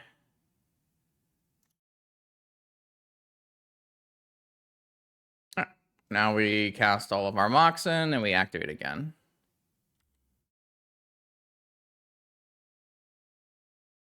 Storm count 50 plus. All because our opponent tapped out to play a One Ring. Silly.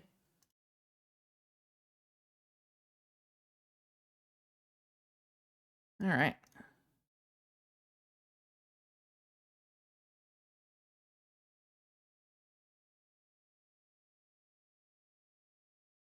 Beautiful.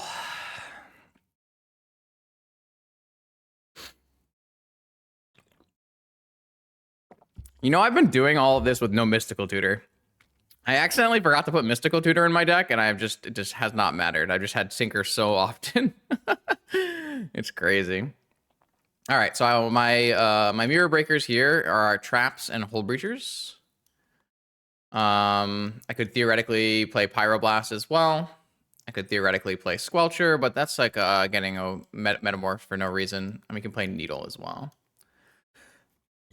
I'm going to take out Island, and I'm going to take out Sink. I'm going to take out Yogwill. I'm going to take out Chain. I'm going to take out Misstep and Probe and Fluster.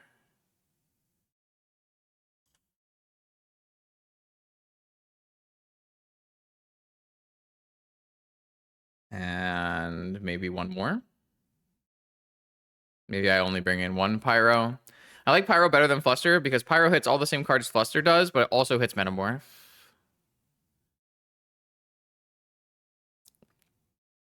I kind of like having Lorien because our mana is so sus. I like Snap, especially with Pyro and PO. I don't think Snap is going away. If anything, it might just be like a PO, one of the more funky cards.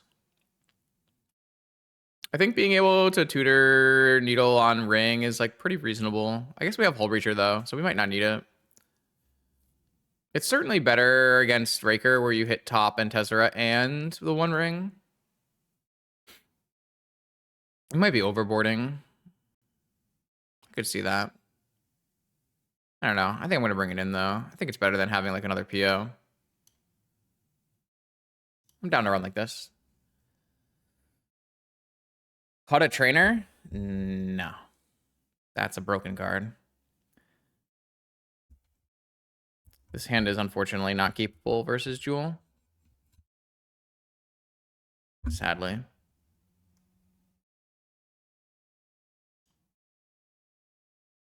This hand is unfortunately not capable versus anything.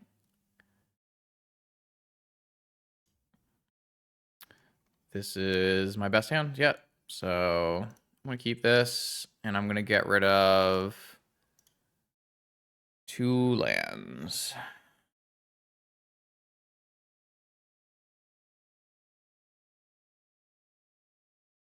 And hope we don't die on turn 1.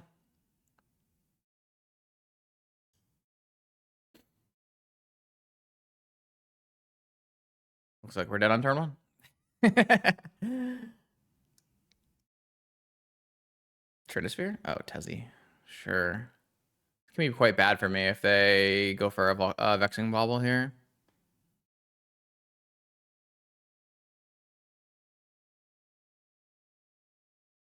Sapphire. So they're going to go for Ancestral then. Must be Ancestral, right? A little late, Mr. Mindbreak Trap, but... I will give myself the opportunity to be able to vamp. Not that I think it's going to help me very much.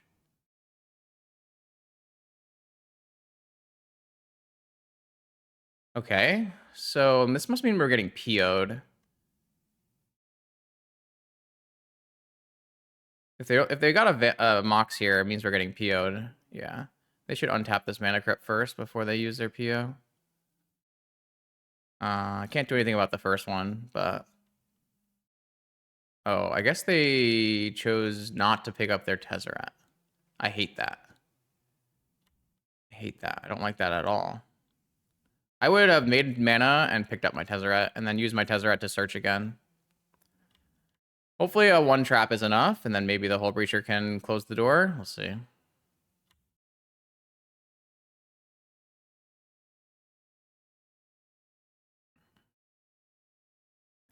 Our hand obviously was not a great mulligan, but... Oh, I guess he can just anytime get Vexing Bauble, right? So... I guess it doesn't really matter for us here. You got Vexing Bauble. Maybe I let Vexing Bauble resolve? Because then my Hull Breacher resolves? Is there, like, anything I can vamp for that's going to help me next turn?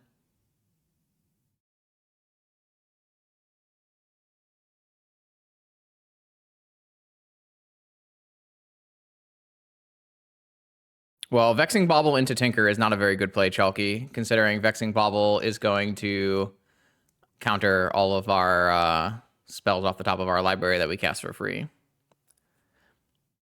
I mean, if we counter bobble and they don't force back, then yeah, I guess theoretically we could go for Tinker. I don't know. I don't like the upside here would be if my opponent doesn't force back and they have a force and they're just passing. So what can I even do? They have no land after POing for 3. Maybe they have their own Hull Breacher. Like if I vamp here, what can I even get on vamp?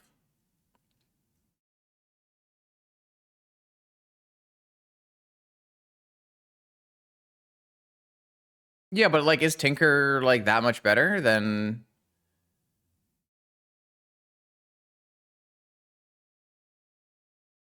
like Hull Breacher doesn't get negated here. Tinker gets negated. Time Walk with Saga. Don't know that that really helps. Doesn't know that really helps. Like, you don't think that Hull Breacher, like if Hull Breacher resolves, it's quite good against my opponent's deck. There's kind of nothing my opponent can do against a Hull Breacher, right?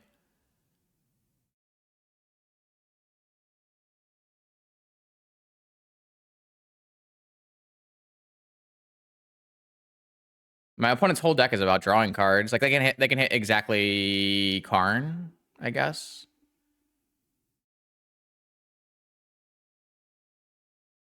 Yeah, they can Talon Gates. They have enough mana for that. I don't know. This also baits a counterspell on Vamp. Not very well, but I don't have a Time Vault in my deck, Sean. A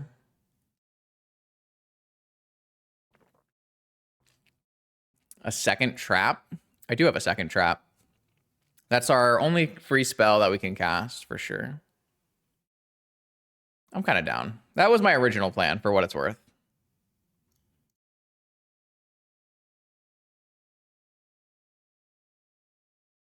They're F6'd.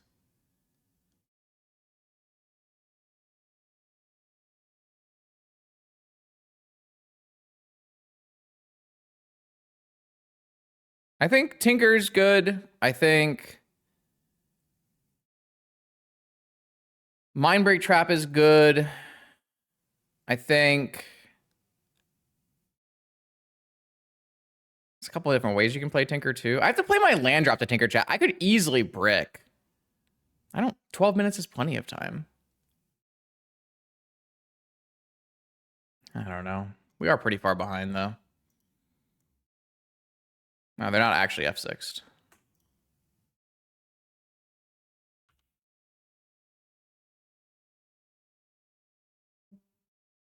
This might think that I got Saga.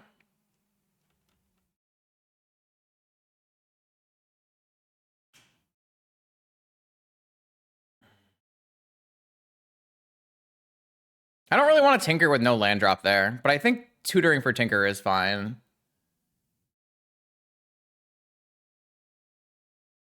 That's fine.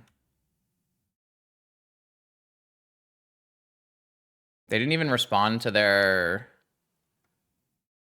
They didn't even respond to their protection to try to draw Ancestral. I don't understand. That resolves? They have Dismember in? Okay.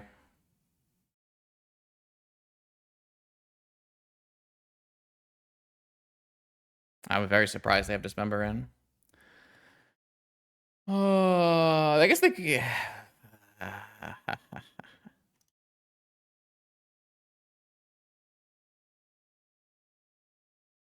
Maybe I should just jam Tinker, I guess.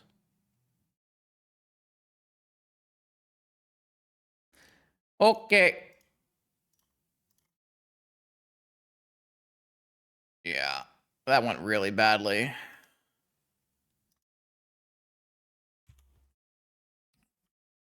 That went so badly. I don't know that I'm supposed to respect Dismember.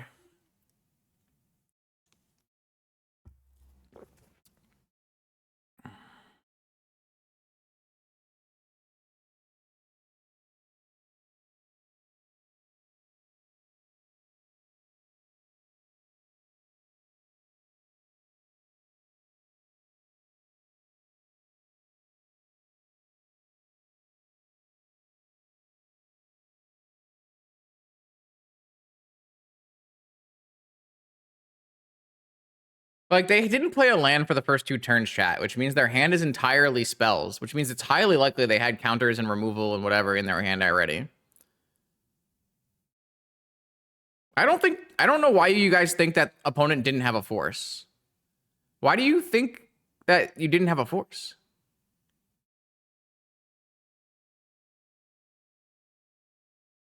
Why the fuck does siding out will matter here at all, Sean? That doesn't make any sense. The will is not remotely a card that can ever win this game from this spot anyways. There are 0 cards in Magic that win the game from this spot.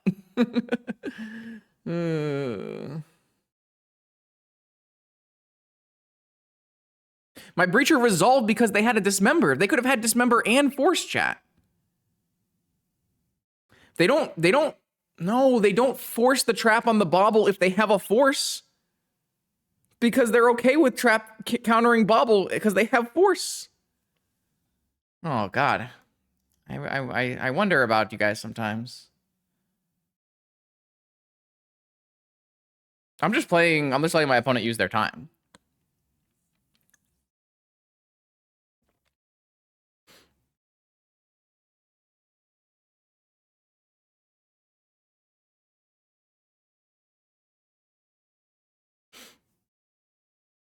I don't mind the plays we made.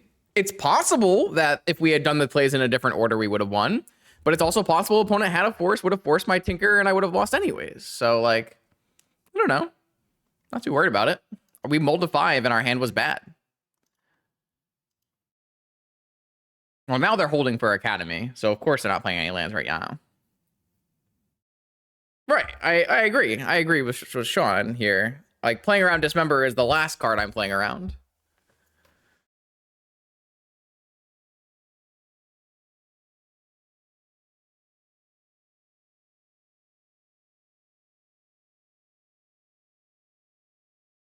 But, I mean, my list is public on Twitter, so maybe they knew I had Hull Breachers in my sideboard and brought in a Dismember.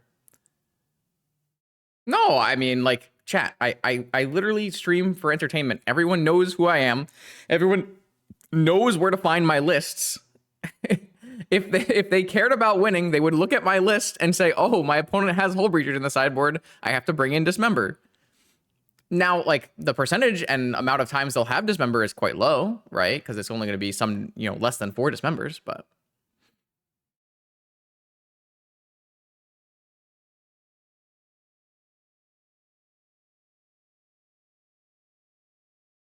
I don't think that's true, Bart. If they have a force, there's like a non-zero chance, like, if they have to force Hull Breacher, that we have, they don't find another force and then we Tinker and win. I don't think that's true. I think having 2 must-force targets is pretty good.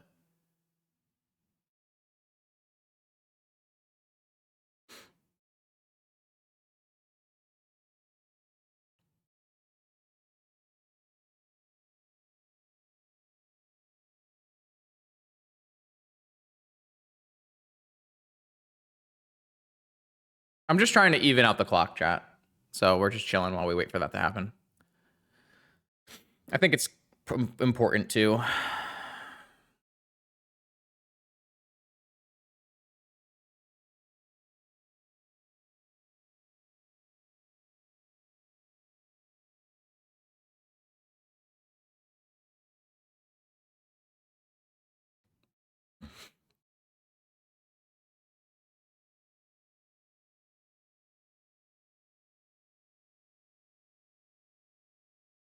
Yeah, I mean, I lost, but like, that's okay. I think our percentage of winning that game was quite low based on our mulligan and their keep.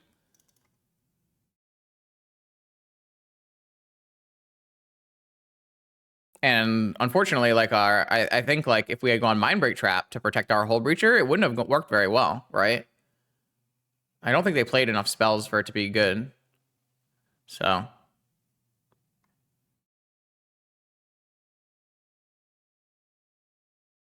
I'm pretty happy with the line we chose.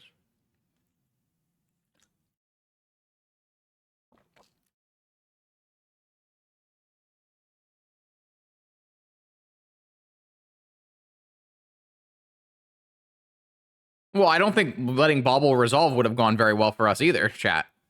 Because my opponent had a Dismember. So then we can't protect our Hull Breacher at all. Do you think that this was a huge margin, Aurelius? That's an interesting. Like, I'm not.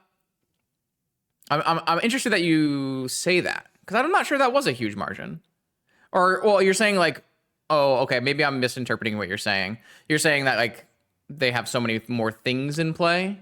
I think that's just a byproduct of how the deck is built. Like, I think that that match was won by a very close margin, like 1 or 2 spells. But like when the game is won, lots of actions still happen just because of the way these two decks are built. These two decks are very much game action combo decks. So I would say the answer to your question is no and no, depending on how you're trying to phrase the question.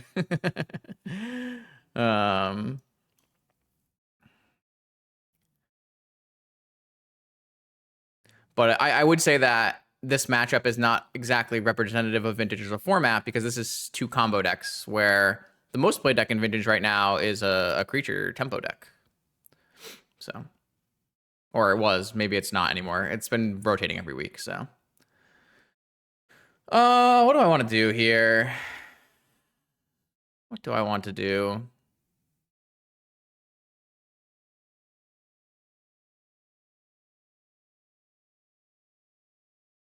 I really hate having creatures when my opponent is bringing in Dismembers, but I don't think I'm supposed to like board out my creatures, so.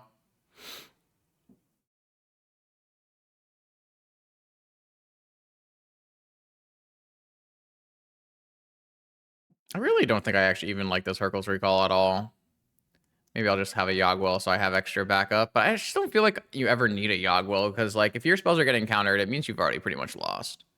I think Sculpture is a really bad card to put in because your opponent can just copy it.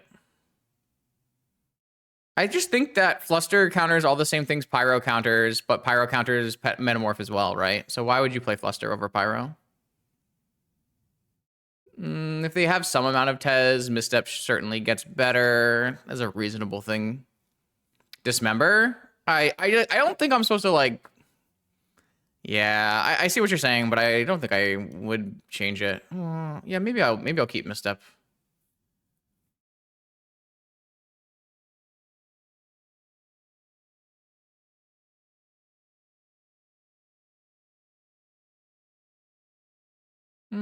Yeah, I don't know. I think it's like very marginal either way, but I'm down. We'll try it.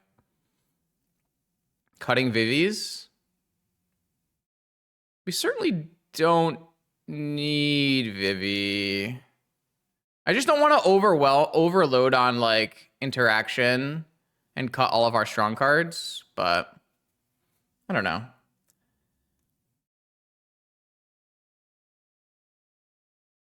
Needle Trap, Underground Sea, Underground Sea, Underground Sea, Brainstorm PO. What an awful hand. Ugh, it's so gross. What a bad hand.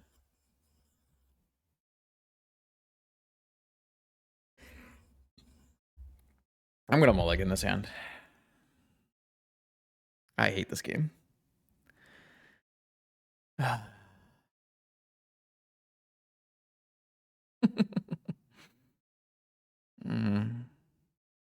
I'm gonna mulligan this hand. This hand's quite good. Man, I need to hit Moxen though.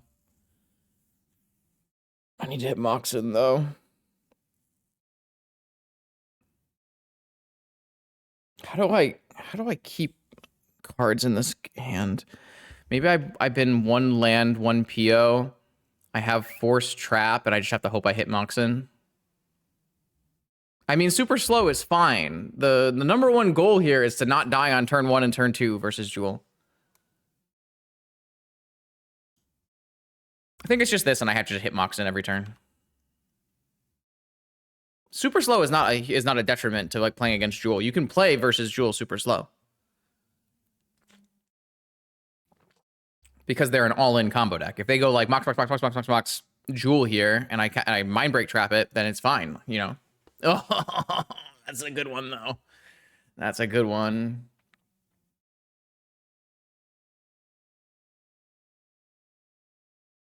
That's a slow hand from them. All right, just mana crypt off the top, chat. Mana crypt off the top.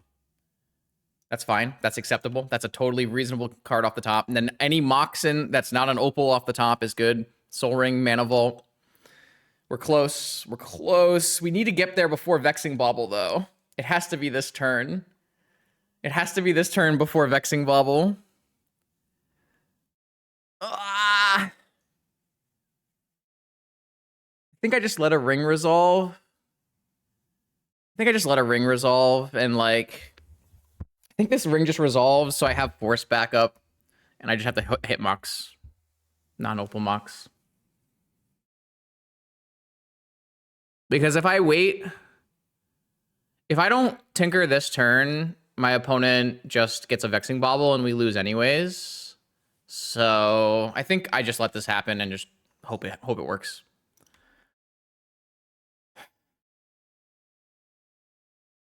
Fucking Jewel, man.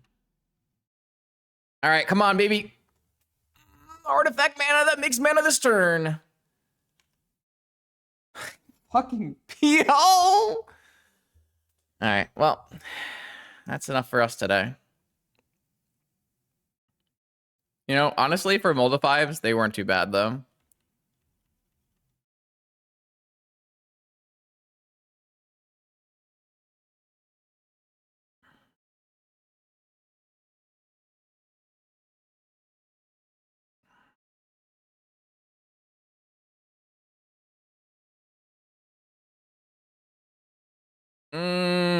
I don't know, man. Our deck is so good at mulliganing that...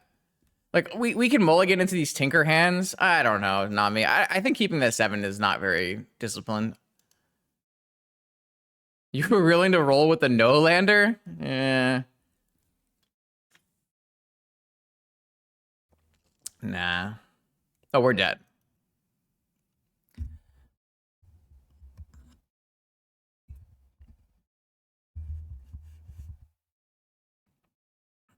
I am not unhappy with my choice of mulligans on 7 and 6 here. I think I would have done it again.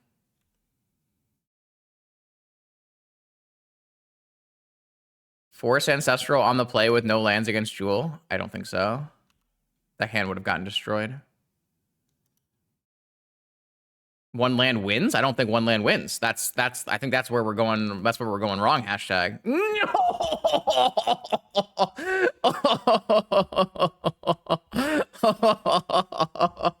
Oh, that is. That is crazy.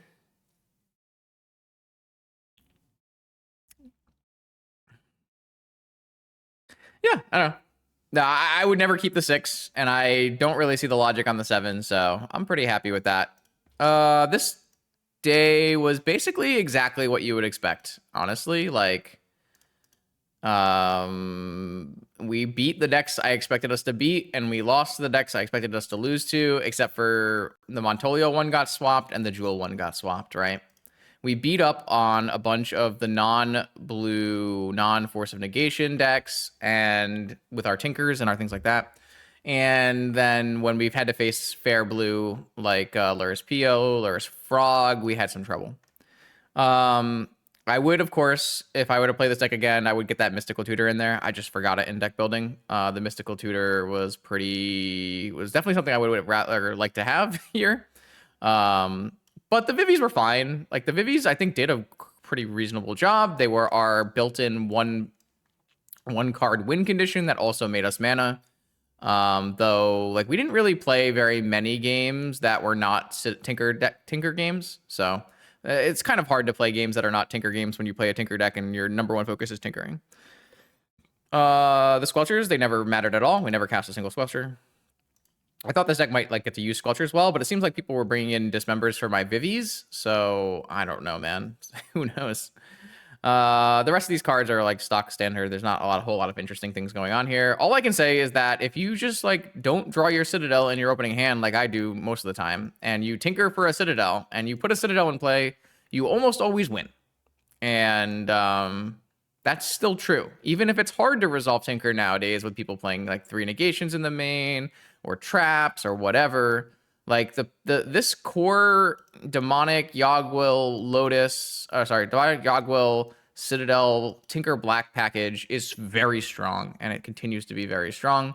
And you don't have to play like this other stuff. I just decided that today I wanted to play some Vivis and Trainers and Flames. And to their credit, Vivi was great and Flame was absurd. This card is just unbelievable. It is so good. It is never bad. We killed Archon and Void Mirror twice with this card. And just freeing us from Null Rods, from Void Mirrors, removing creatures, drawing cards, attacking our opponent's mana. Like, Flame of Anor is a card you are trying to play in Vintage because of its multifaceted ability to let your combo deck play through a variety of game states. PO worked really well with Vivi, but like outside of like, I kind of think like all of our cards that were not Tinker were kind of medium overall because we just didn't draw a lot of natural citadels and we tinkered a lot. We tinkered a lot today, and that's kind of how you top 8 with the Tinker deck is you resolve Tinker a lot. So I think the sideboard could be a little bit better constructed. It kind of needs another removal spell at least, but overall, I think the deck played out pretty well, and I hope you enjoyed me streaming some Vivi, because I didn't get to play very much Vivi when it came out, and I'm happy to go back and rectify that today. Thank you for watching. If you want to see more more vintage content on this YouTube channel, there's new videos every Monday, Wednesday, and Friday. I'll see you then.